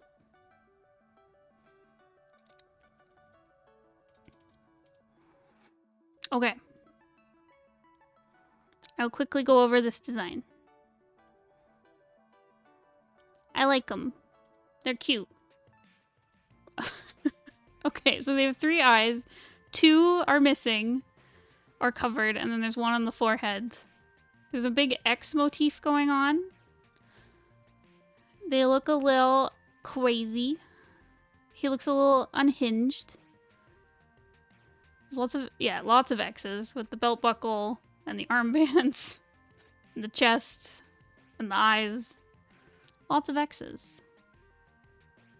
I enjoy the color palette. I really like the gray matched with the red and warm colors. I think with the texture going on in the jeans, they feel different than the... Sorry, so the jeans he's wearing are very similar in color to his skin, because it's the gray and the gray. The jeans are a little bit darker, but his hand is also dark in the shadow. If it wasn't for the texture on the jeans, it very much would look like he's not wearing pants. So if I were you, I would change the color on that a little bit, whether it's like making it darker, or changing the hue a little bit so it's more blue or something, or bringing in more of a warm color. I'm not sure. But yeah, just be careful with that because they're very close in color. So that's something to watch out for. There's also a lot of bright reds going on up top and not a lot down below. I like how you have the red on the shoes because it does match with like the ribbons and red and stuff going on, but you're missing that kind of like bright red pop that you have on the face. It's missing elsewhere on the design. You could bring it into like the belt buckle or the shirt details or on the shoes or like stitching in the jeans. I don't know. Totally up to you what you want to do with your character. But yeah, but I love that like bright red pop on the dark gray in the face with the eye patches and stuff. Like, I'd love to see it elsewhere.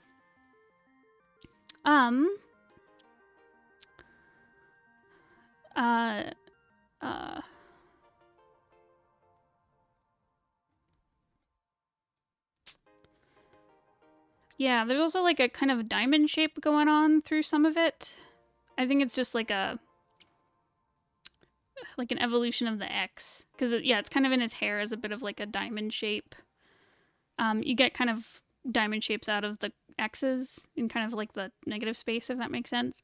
I'd love to see that more in the lower half. The top half is very detailed, with like the jacket details and the face and the eye patches, and the bottom is missing a lot of that same detail. So I'd try to bring in that throughout the whole design, if possible. Honestly, yeah, I would push more of that like dark gray with the bright red. Because I love it on the eye patches and the face, and I just love to see it more elsewhere on the character. All right, that was your short little critique. Don't simulate it again, or I'll wag my finger at you, all disappointed. Okay, that is all we have for today. Thank you so much, everyone who joined and submitted and watched. Yeah, if you would like to get your stuff critiqued in the future, you can sign up for our Patreon. It should have all the details of what you need to submit. You can look at comic pages, comic scripts, written prose, like short stories or chapter ones or whatever, character design, illustrations, set design, whatever you need. Anyways, all the information is on our Patreon link somewhere. I don't know where. But yeah, thanks all for joining. We'll see you guys next time. Maybe with more videos, probably with more streams. Alrighty, goodbye. Take care of yourself.